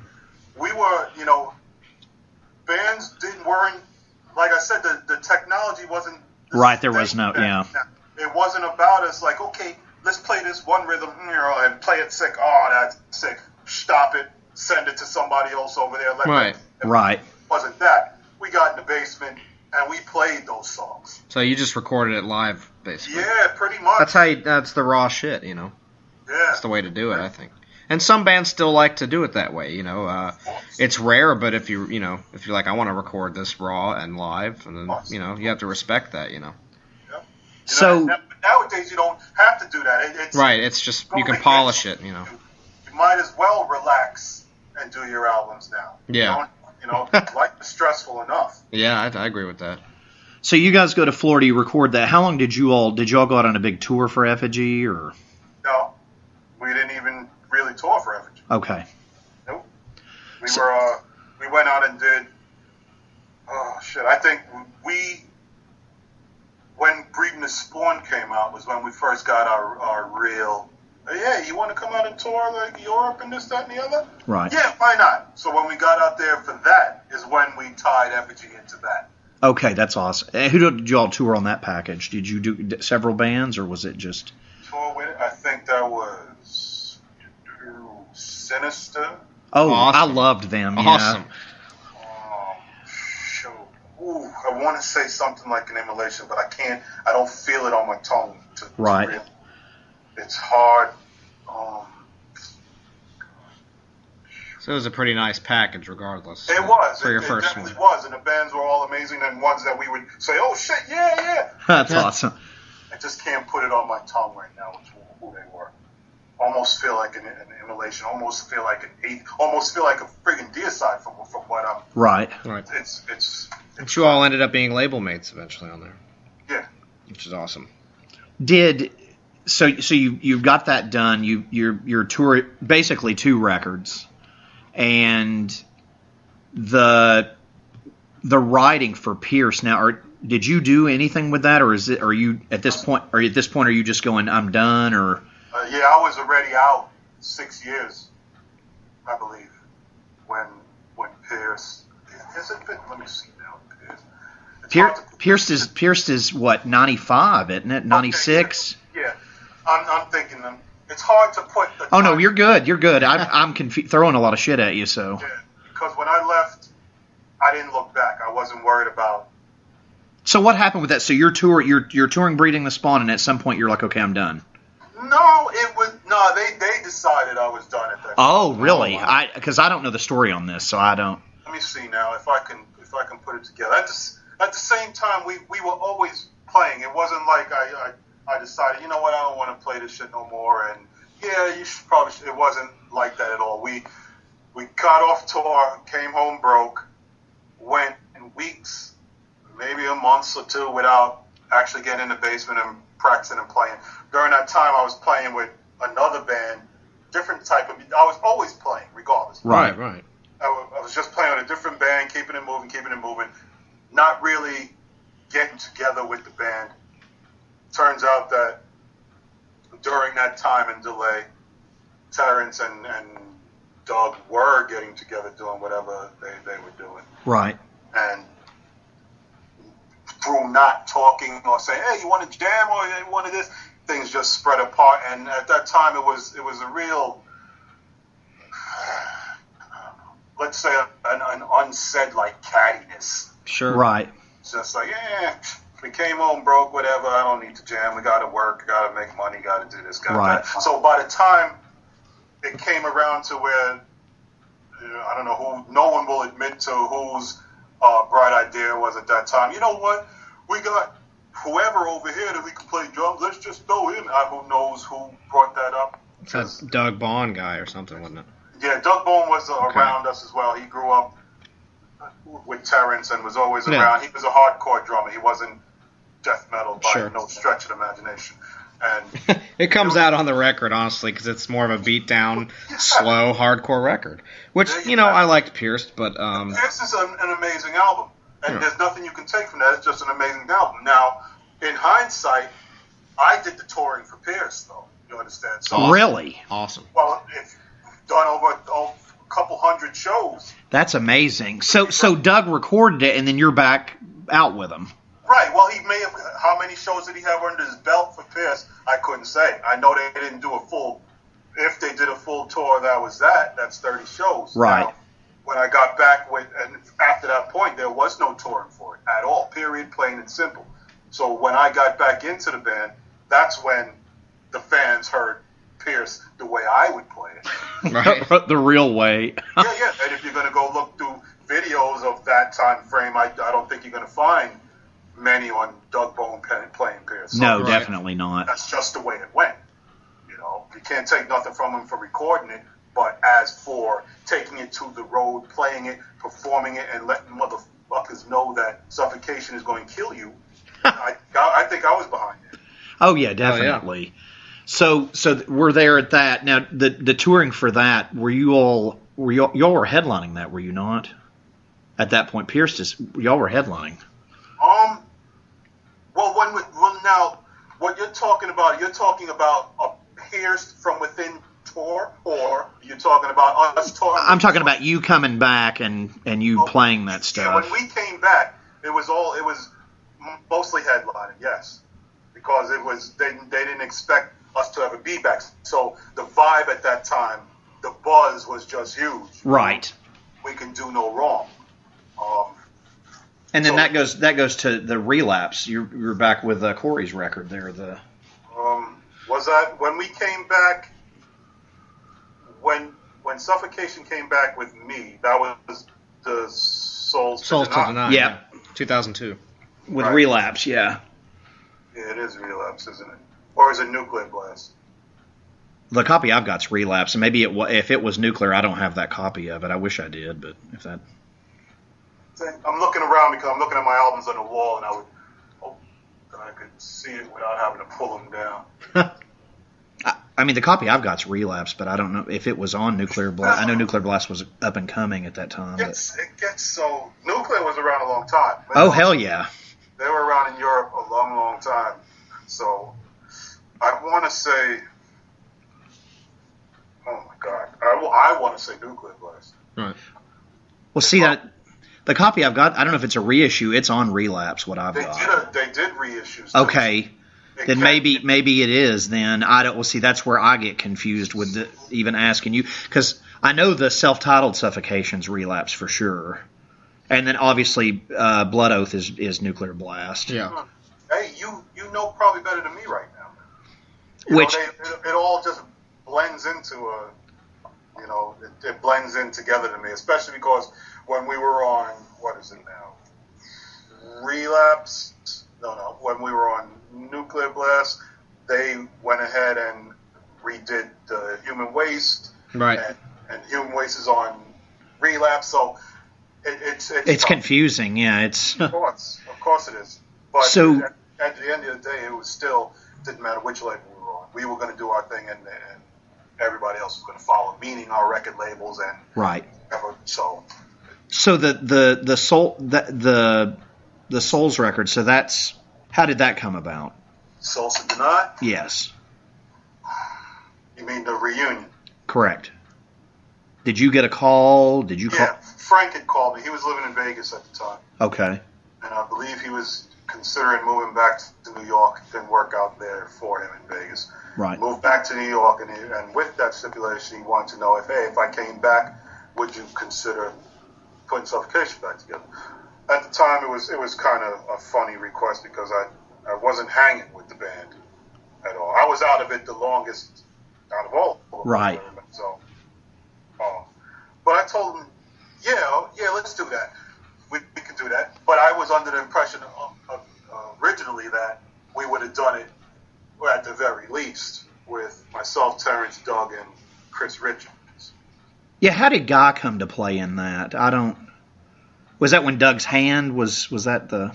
Guy was messing around with me on some side shit. I was doing Grim Real. Okay. Mixing the live version of Grim Real. Guy joined in on that to try and oh wow mess around with that. So I was always in contact with him coming through. What happened was Doug and Chris, they were always together, partners together. They made decisions together. Doug and Chris declined. Really? Yes. Yeah, and I don't know if at that time if Doug's wrist was messed up at that time. Right. I'm not sure. I can't really speak on it, but the two of them declined. So I'll assume that was the case. And at that time, it was like, okay, so who are we going to get? Guy was right there. He grew up with us. He played in Pyrexia. He played in Internal Bleeding. It was just natural to try and keep the New York sound and scene together. Sure. Right. And then we had to figure out a basis. Now, with that, Josh was always there, but that wasn't my first choice. At that point, I was like, okay, we're going to do this. We got to tear this. I want who I originally wanted to approach was Steve DiGiorgio.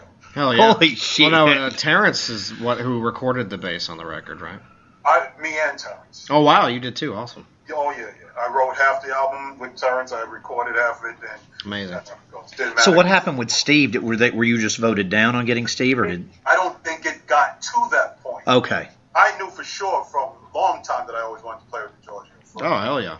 Forever. That would have been sick. yeah. And then I finally later on got to play with him in that side deal with Cynicism Absorption.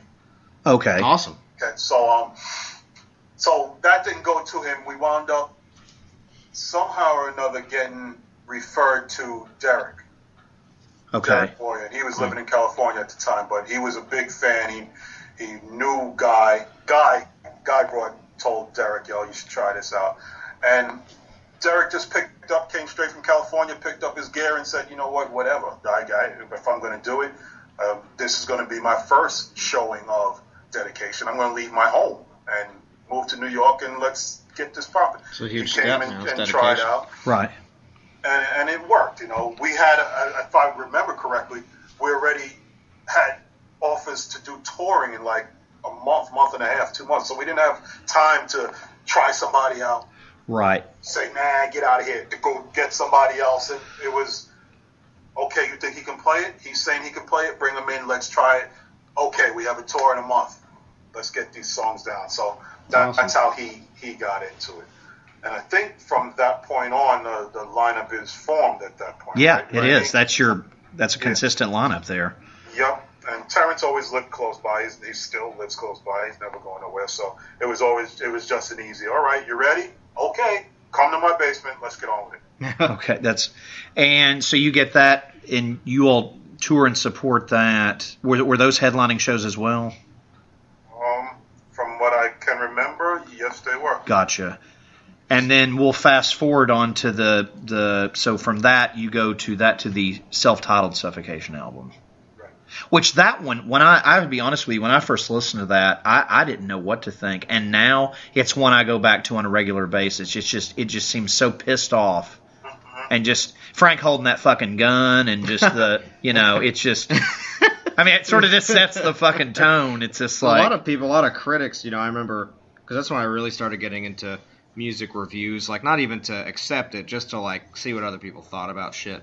And most of the metal magazine stuff never took that record to like, and they're just trying to be Suffocation. It's like, well, what do you expect them to do? You expect them to release a fucking Dream Theater record next? I mean, I don't know. It's like you're gonna get Suffocation every time. So if you're expecting them to slow down, I mean, maybe they wanted another Pierced album or something. It's like, well, not if Mike's behind the kid, it's not happening. That's it. I wanted to tell you, I think that album is very honest. And I felt very. I don't know. It's one of those that really grew on me, and I think that's some of the best records when you have to go back to it, and then eventually you're just like, wow, I have to keep listening to it. Bind, Torture, Kill. That's death metal right there. It's just nasty. That's one of the songs that I wrote fully. Loved it. That's my favorite song on that record. Thank you. I fucking love that. It's just nasty. But I mean, I really feel like that record just really showcased. You guys are firing on all cylinders on that. It's not that I don't like Souls, but I feel like I go more for the self-titled one when I'm grabbing. But we were still trying to get to know each other on Souls. Right. You understand? We didn't hang out in the streets. So right. We were still trying to become friends and look at each other and say, is he? It kind of reflects on the music, in a positive way. You can tell there's a lot of different influence coming together on that record. Souls has a lot of growing stuff on it, though. Yeah. I mean, I like it. Mm-hmm. But so how does the Suffocation come about? You guys, well, between Souls and Suffocation, there was a lot going on that was positive for Suffocation in terms of with the TV commercials, and we were you guys were on TV. You had fucking. I mean, I know you did one for Surgery. For Souls, you had a music video for that. It kind of looked like a Sepultura video. It was fucking cool. And then you do the Abomination Reborn, and you guys are on, Then we did the History Channel commercial for the Dark Ages. Yeah, man, that was fucking awesome. I forgot about that. There was just a lot of things that were finally making sense, where all our endorsements were kicking in. Everything was just, we were getting the best festivals and just being seen on a big platform. You doing a lot of European stuff? Yeah, oh yeah. Awesome. Do you look back at that? Was that a really good time with? Is that your favorite time with Suffocation? Maybe other than Effigy, if that was. Effigy was my favorite time with Suffocation, but the Suffocation era, the comeback in itself was good because we had all opportunity to come in, because all our touring always wound up right. We didn't come back and sound like old men. Our shows were... Oh, hell no. It was nasty. You understand? I saw you 3 times on that tour. It was...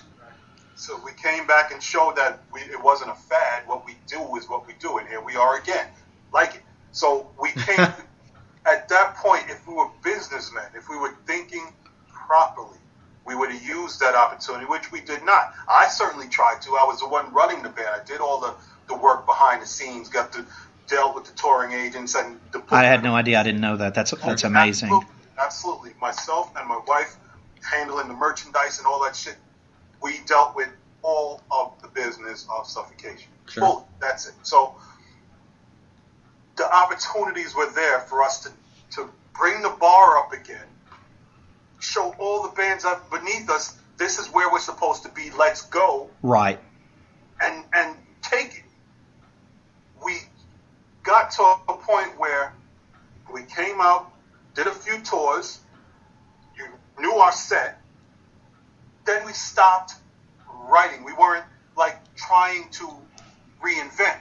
We just kept on coming out with, okay, and this song is this is how the tour's going to start, and this is how we're going to end it.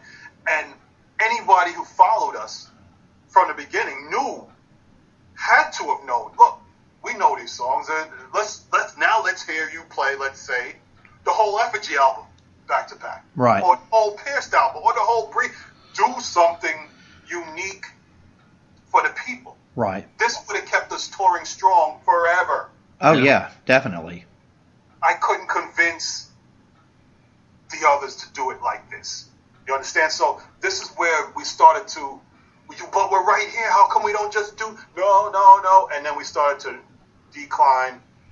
The attitudes came back in again where you started to get real raw with each other. Right. Because I certainly, from running the business aspect, it was easy to see what we could have done. Right, the opportunities right there. Oh my God, they was so plentiful. So plentiful you could have done no wrong. But, and you're like, let's reap this, and yeah. Yup, plus the fans would know that we're here for real. We can't go out on a Souls tour playing this set. Our fans write the set down. They're like, holy shit, they killed this. Come out on the next tour, flip one song, play that whole set again. Eventually, I'm embarrassed to like, what? Come on, man. We just wasted 6 months in between this tour. We didn't write any songs. Right. We didn't learn any of the old songs. Or better yet, we didn't teach any of the old songs to the new players in the band. Right. You understand? That was the one thing with Suffocation is you weren't able to join Suffocation, especially as a guitarist, and not be taught the music. Yeah, sure. Right. You didn't just come in and be like, here it is, let's go. No, you would be wrong. You missed 75 notes out of that one rhythm.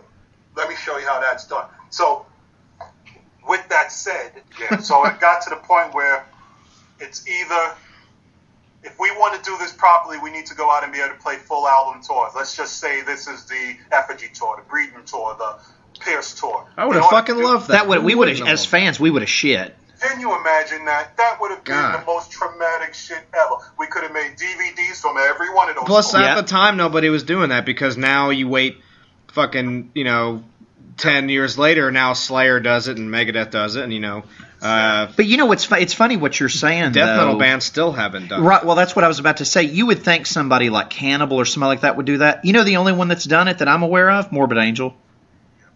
That's right. And then that shit the bed. If that whole thing went in the toilet and David's gone. The Covenant thing. Yeah, they did the whole Covenant record. Yeah, but you see a Cannibal band, but see, yeah, the opportunities. You're right. They were right there. All of that. It's. I think it's great that you saw that. It's a shame that they weren't willing to listen to common sense on it. Hey, that's why you've heard you're only as strong as your weakest link. That's true. That is a fact. Oh, it's true. If they're they're not listening to you, and can't do anything about So it. nobody. So you're saying, hey, let's do these things. All these great ideas, and basically they're like, nah, we're good. We'll just play these clubs. Right, and that's it. That is it, because it relied on, you needed to have Terrence teach the guitarist these songs that Right. they could never get. Right. Berm didn't want to do that. Right. He always told us, well, I don't want to teach old shit. I want to write new. Okay, that's fine. But guess what didn't happen? We didn't write new. Right. Yeah. Okay? So we're not learning old. We're not writing new. The 6 months in between each, not even 3 months in between each tour that we were home, we weren't practicing for 2 months of it. Okay? You're just wasting time, energy, wasting. You couldn't buy an opportunity better Right. than what we had, and we didn't use it. And that's not a universal where all of us decided, nah, I don't want to practice today. Like, nah, that song's too hard, I don't want to learn it. That is not the case. Right. It started from one section not wanting to teach those who needed teaching. I didn't need teaching. I knew every song and still do. Sure. On drums for Suffocation. Period. Right. Plain and simple. Now But carrying. you put guitars on it, you couldn't go any further. No. Couldn't make tours good. You notice the DVD that we were promising, Legacy of Violence, that we were Yeah, promising. Yes. You notice it ain't here, right? Yeah. Right. Why is that? Because we didn't have the material. We did started it. We had a lot of it done, and the videographer got his house robbed, stole it, took everything. Jeez. I didn't know that. terrible. I never knew that. Oh my God, it set us back so fucking far. The video footage, all the shit that we had to scrounge because we weren't in proper mind. Yo, we're about to play Walkin'. You better get the cameras out there for Walkin' now and start playing these songs that we haven't played so we can put this on a goddamn DVD for the people. Yeah, it would have been great if you guys busted out shit you've never played or you haven't in years, Right. you know, and then Guess how that turned out? what's So- done, what's so done the- is done, you know. And now that video getting stolen, was that somebody's just negligent? So his computer got stolen with all the footage on it, or was it? Yeah, pretty much, yep. That's what he told us. Wonder if that stuff's still around somewhere. Has to be. Yeah, somebody has it somewhere. We had to piecemeal that shit so bad because you could. Now, a good thinking businessman would have been like, all this footage we keep, we got this, we got that, keep everything. It should have been backed up somewhere. Of course. Unless Right. they just stole everything. It's like they took my backup drive, they took, Yeah. you know, maybe Now that happened the too. footage from this, was it kind of like one of the Pantera things where you guys are partying and hanging out, and there's show footage, or was it just shows, or was it just a whole bunch of stuff? Shows, we had us partying, we had us in the studio, Damn. recorded.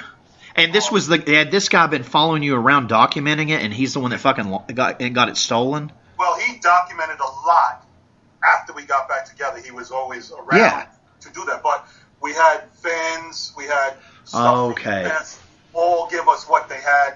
Everybody just give us what you got. We had some shit, not nearly enough Right. to recall history, and it was a work, and especially there's a lot of work when you don't have all cylinders running.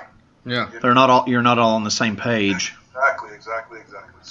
So that stuff happens, and this leads us into, so from that, you all start writing Blood Oath?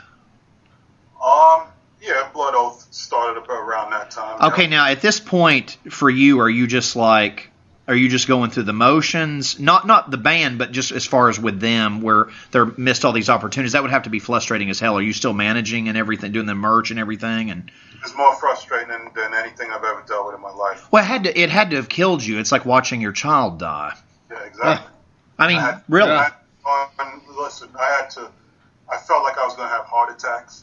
Oh no. From the stress and disbelief of, because I already had my house and my family and my cars and my bikes and I already had all this shit just from naturally working. Right. I left that being my job that afforded me all this shit to say, all right, to my wife, we're both going to quit our jobs. We're going to go out and take suffocation and do this. Right. And we did it for 10 years, however many years it was. Right. Successfully. So it can be done. It could have completely been done and going over the top, and it didn't. So to fight it, where sometimes you have to physically choke somebody or just fight it mentally, it gave me such pain and stress. You had to get on Sure. Zoloft to even be in society. Right. I was never someone who needed any type of drug. I don't do drugs. If I smoke a joint a month, you're lucky. I don't do drugs. Now I have to take Zoloft for the rest of my fucking life because my stress level and angst got so crazy. Right. I'm sure, man. That I was going to kill somebody or kill myself. And that's when we had to start really putting things in perspective as, can this go on? So with this, with Blood Oath, you were going into it with the mindset, like, I just got all this shit I need to get out. Mm-hmm. And, you know, I'm going to put it on the kit and all this music and just get it out. And did it work out when you first got the record out? Were you, happy with it? No, because if you're following how I said the band vibe worked, right, you have to imagine that Blood Oath is, in my opinion, 48% of what it should be. Right. It seems more like a back to a Pierce kind of style. It's a lot more technical, but it's slower. You know, it's doesn't seem like as much of the intensity you guys were, what you guys wanted. Came from how we were thinking, it's the speed for Suffocation was never an issue. We could always go there with right. But it was, the mentality wasn't there.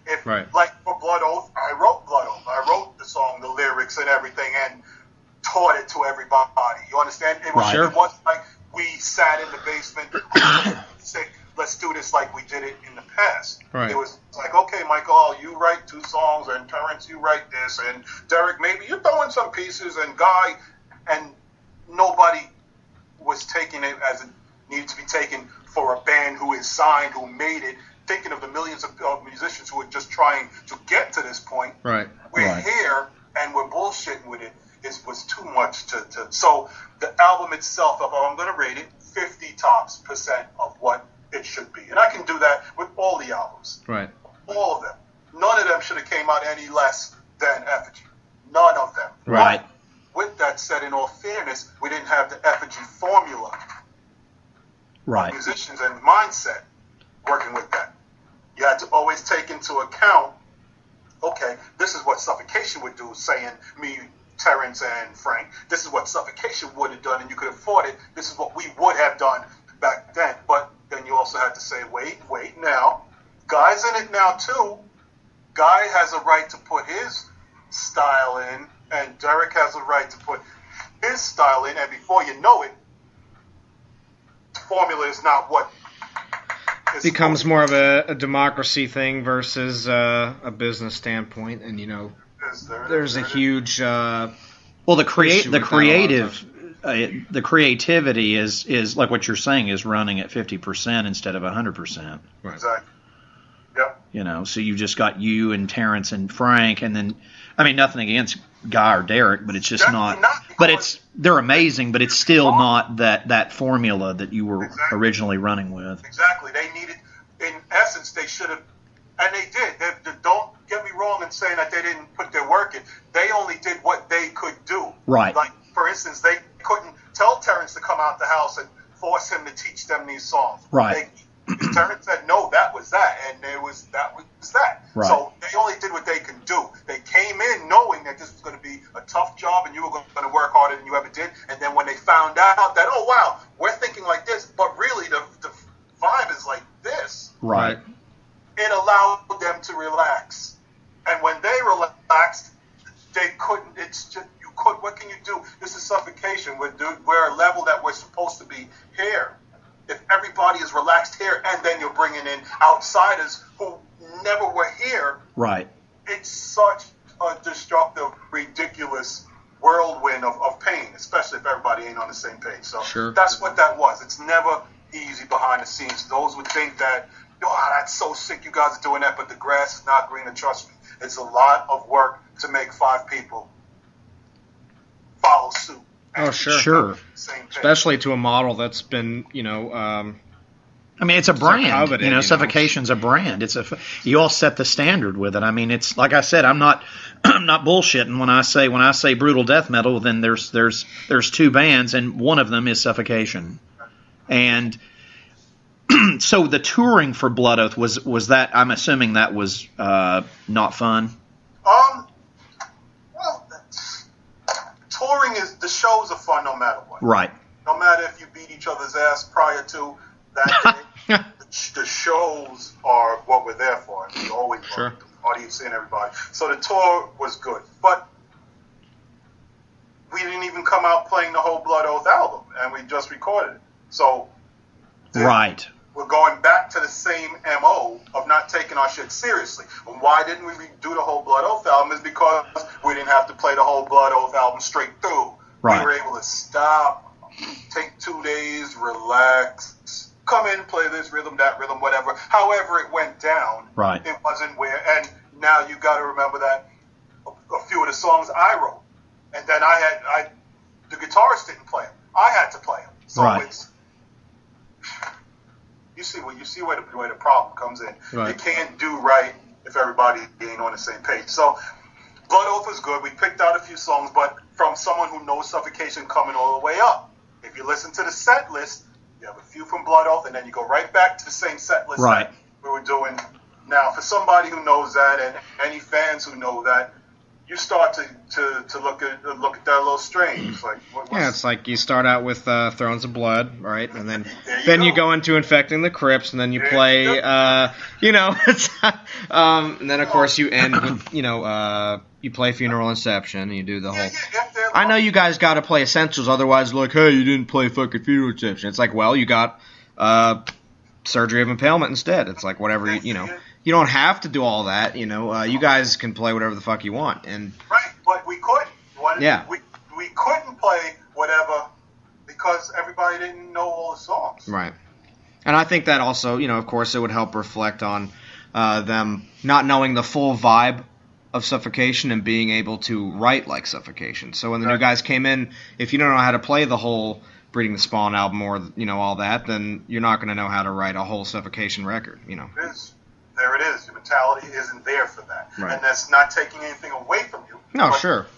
You did join into a project. Yeah. Okay? We didn't come to you. You came to us. This is what we did and why we're here. So if you can't follow that, but even the members who were originally here weren't on that mentality where they wanted to. Right. Sure. That type of stature and rules. Okay. Sure.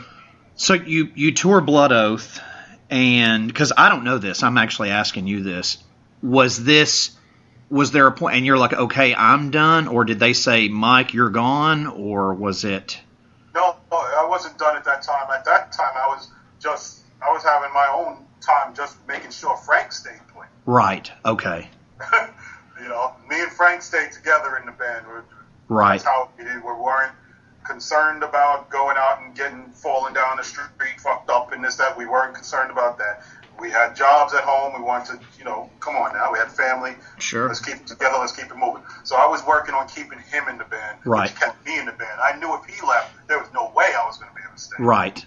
Okay, so at that time, we weren't ready to just throw in a towel. We were uncertain if we were going to go any further with a new album and shit, because Frank really wanted to leave at that point. And up until the beginning of the recording for Pinnacle of Bedlam, I was still in that. I had all the rough tracks without the drums. And Did you write anything on that? no, Okay. no, because the album wasn't written. Okay, I got you. Dilly-dally. Got you. The album wasn't written, and then when I finally got out of it, he had a choice, because we were signed at the time. You have a choice: tell the label that we have nothing and to drop us, or now work your ass off to try and pretend that we're now stronger and this had to happen. Michael had to leave. Now we're stronger and we're going to give you the best shit. It was. So we wrote an album real quick. Yeah, that record's a turd. Hey, I would not battle you on that. Okay. Well, I mean, when I heard you weren't in it, and I like Dave Coolross okay or whatever, he's okay, but it's not you. And I'm just being honest, that the production on it's shitty, and it just sounds thrown together. It just sounds like a fucking mess. Well, it is, and there's certain things I like on it, but I haven't listened to it in months, and I probably won't listen to it. Yeah, Frank is the best part of it, but it's. Yeah. But I mean, gotta love Frank. Thrown together because the music was not written. Well, I didn't figure you. I mean, I wanted to ask, but it just make sure. But it just sounds like a mess. And then, they keep promoting that record still, and it's like that thing's been out for like 3 or 4 years. It's like, I don't know, it's just a mess, and that making of DVD's a mess. The only thing that's cool on that is seeing you guys get the award. Right. It's also, you know, I haven't seen that DVD, so I don't know what it contains. Yeah, there's footage of you guys getting honored, which I thought was about goddamn time, but you know, but other than that, it's just them recording it and being silly, and I don't know, it's, you know, the Terrence DVD. It's You're getting the behind the scenes now, so now that you know, you can look at things now and be like, that makes sense. That's why. Oh, it does. Yeah. That's why that, you know, this was so important that I thought to, not just for me as a fan or Corey as a fan, but for the to listeners. to let people know, you know, I know your role in this band, and now I know more than I ever knew, and that's why this was so important. I thought, you know, to let people know, because I think if you know, because in my opinion, you know, you guys, brutal death metal is what I listen to. You guys are the founders of it, and to let people hear, you know, these are things that I think are so crucial. That's why I thought this was so important, and I hope it's good for you. I don't want to upset you, but I think it's so important to get your voice out there, because I don't think enough people have heard it, and I'm going to do my best to get it out there. Right. And but you know, to let people know. But Pinnacle is just a mess. It just sounds like a mess, and they, you know, and I just don't like it. I don't know. I just the mix on the production on it's terrible. It's that Zeus guy, which I don't like. Well, I shouldn't say that. I'm friends with him on Facebook. Where I don't give a shit. I don't like it. Production. It's just a fucking mess, and it just sounds like they wrote it while they were recording it. It just, I don't know. You're seeing it right. I mean, and it's when we went and saw Suffocation last year. I told Corey when we left, I was like, you know, this would have been perfect if Mike had been on the kit. Because to me, but no, you know, it was just, and then that's nothing against Kevin Talley, but it's just like, you know, they don't have your chops. Dave Koros didn't have your chops, and you know, it's just not the same damn animal. And I told him, I'm like, as cool as it was to probably get to see Frank for the last time, because you know, Suffocation doesn't play in the South a whole lot, and I was like, not anymore, you know, but I was like, again, that's without you, but you know, it's just like, I don't know. It's hard for me to watch it, you know. And now they're doing this stuff with Ricky, and I have nothing against Ricky, but Ricky is not fucking Frank. That's Suffocation to me, you know. You know. I'm cool with Ricky. I have nothing against. No, he's great. Look, I'm a Disgorge fan, but you know, but still, it's still just not. You know, I'm just like, not really interested in seeing him front the band. I've seen it on YouTube, and all I end up doing is watching shows with you and Frank. Well, you as a fan, I fully expected, if not by now, years ago, that most of the fans are saying this is something's funny here. Something is not right here. Something is not. Well, that's how I felt. You know, so. Now doing the tours for your earlier stuff, and then doing like Blood Oath tour and stuff like that. Does the crowds and the fans seem is it different, or is it kind of, you know, the same, but just, you know, I know there's a lot younger audiences nowadays, I guess, but is it crazier or more of the same, or do you like the older crowds better? It's a tough question, because the new kids, they enjoy it. You know, they're not coming from the same place that you guys would be coming from. Or right. The shows are always good, always amazing. Oh yeah, it's great. Jesus, that's a tough question. As far as more like the vibe and the crowd interaction itself, or they seemed crazier when I was growing up, and then when I'm going to shows now, it's more tame and like, oh, you can't do that, or I'm filming you guys, I'm watching you on my phone, you know, I don't know. It's growing up, I had this, you know, because I didn't start going to shows for a long time until I was, you know, a teenager, but you know, growing up watching death metal stuff on DVDs or whatever, and you know, not even once in Europe or anything like that, but they always seemed like really intense, and I was like, man, I can't wait to go to these shows. And then as I got older, it's like the shows don't, you know, death metal stuff doesn't seem as one with each other, you know. I don't know how to really describe it, but right. Well, all I can say is that from my point of view, right, we've always played good shows, and regardless if the whole night was regardless of what bands you're playing with, we always knew that when we got on there, we were gonna do what we were supposed to do. Oh, of course. Not necessarily in terms of playing the songs that would have made people's lives just richer, of course. Right. But we knew that when we came on there, it was going to be hard, straight till you sound right, everything in place, and just get it. So the shows were always acceptable. Right. I know when I saw you guys on Blood Oath and you guys toured with Whitechapel, which we don't like, but a lot of those shows, I don't know if it's just the one I went to, but after Whitechapel played, you guys were, of course, the headliner. And most of the fans left after Whitechapel played. You're dealing with the baby generation, though. Yeah. The baby generation. So they're just like, who are these old guys playing, this growling music? And it's like, we want the guys with the flannels back that go to church, That you couldn't do anything with that. You can't tell the young kids anything. They don't know anything about the morals of it. They don't know about the heart of what the music was at that time, and they just feel, all right, we saw, Whitechapel, let's get out of here, let's go drink some beer, whatever. Now, did those guys ever say anything about it to you guys, or were you even... Whitechapel? Yeah. Whitechapel, they knew who they were playing with. Right. They told their fans, don't kid yourself. Hang out and watch Suffocation. But the fact that they even had to say that brought the vibe of the show down to... yeah, because they're like, hey, don't stick around, guys. Don't miss this up. I don't know. Yeah. That brought everything down. Sure. But did they ever say to you guys, hey, sorry about those guys leaving, it's not our fault, or were they just kind of like, whatever about it? They let us know that they didn't agree with the fans on that. Okay. They definitely didn't try and pretend like they got something up on us. Right. No way. They let us. They were good about it. I know you didn't, because I was there, and I was like, I don't know why you guys are leaving, whatever. This is why I bought a ticket and bought a tour shirt for this, I'm here to see fucking Suffocation, But, I don't know, it's weird being blended into both things, because I'm not, people not even really, maybe my same age, but are just not into the, you guys are into more of the Whitechapel kind of stuff, but it's weird being blended into both now, It's going to be a strange reoccurrence. The new bands are coming out. They're going to get their fill. They better have some long-lasting effect, because I don't. First off, death metal never needed to be reinvented. No.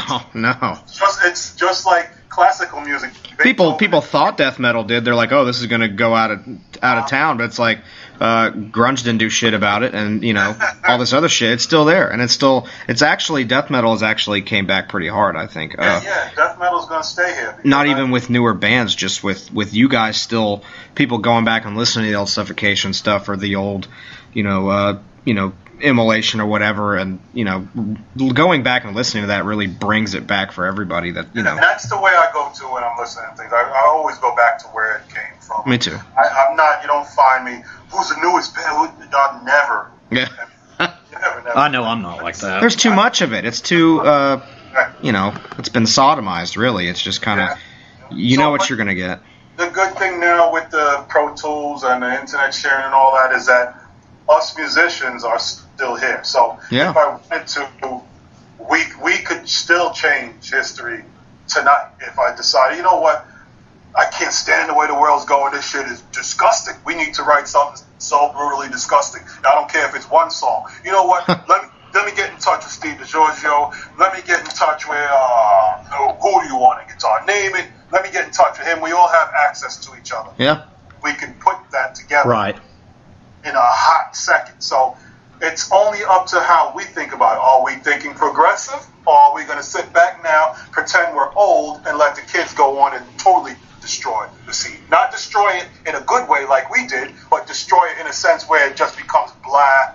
Yeah, well, you guys... It is. It's a fucking fashion show. That deathcore stuff, me being 40, I'm ready to watch that shit just go down the toilet like grunge. I can't...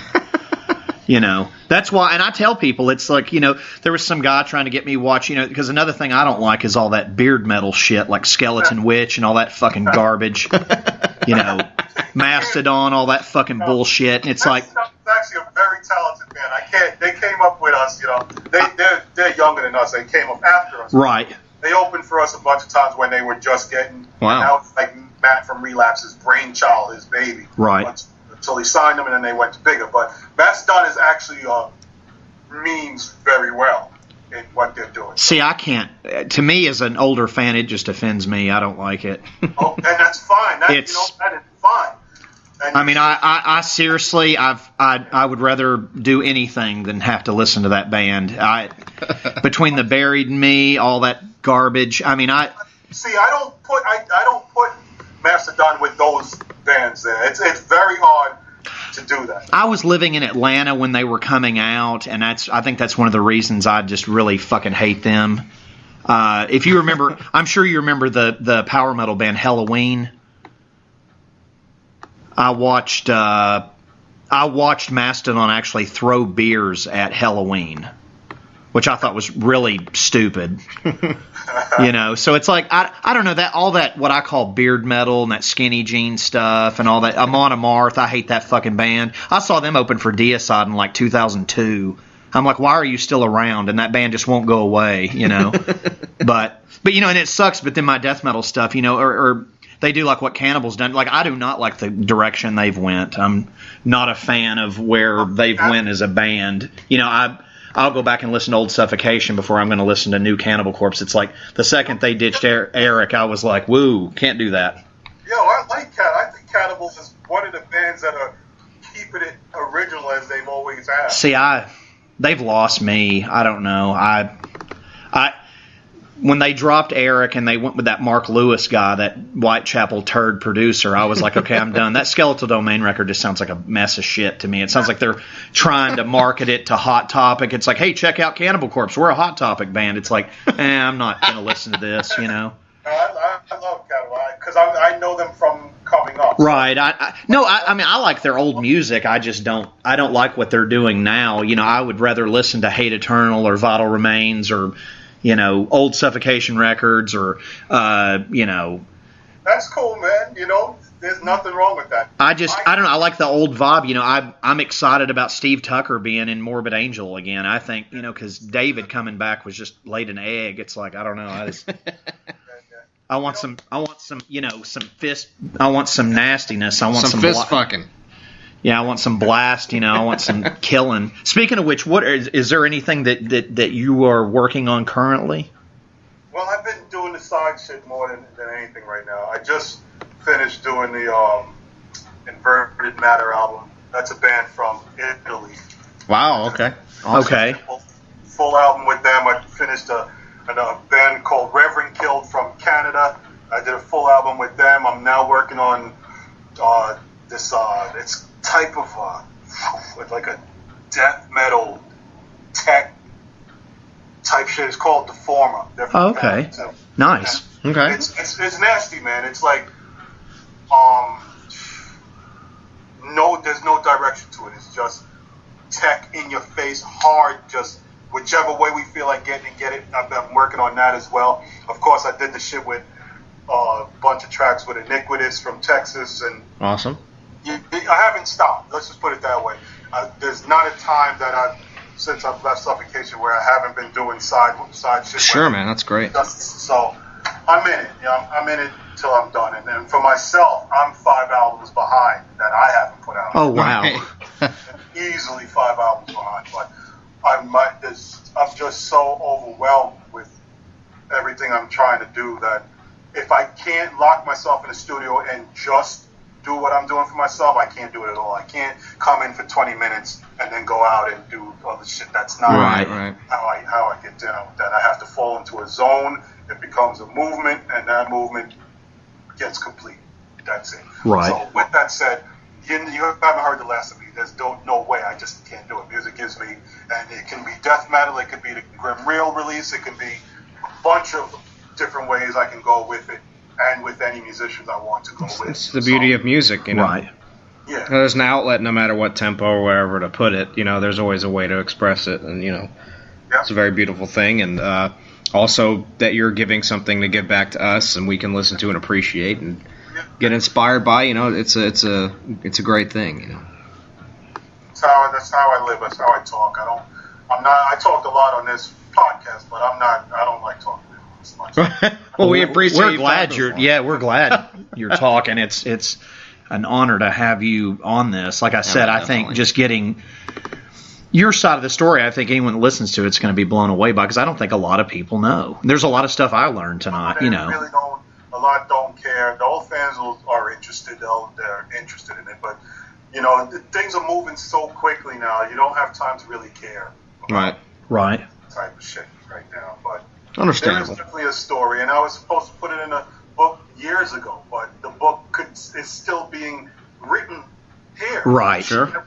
There's not a day that goes by that I'm not thinking of suffocation or dealing with something that has to do with suffocation. That is me. Suffocation is me. It's a brand that I made. I'm never giving it away to anybody. Right. People are coming into the band and playing suffocation, but I didn't give you anything. Right. So I live my life by that, and anybody I know knows me, whether it's Suffocation or Mike Smith, however, they know me that that's something that I did, something that I'm proud of, and something I'm going to die with. So, right. That's just the way it is. So the book is still being written as we speak. Right. Now. When I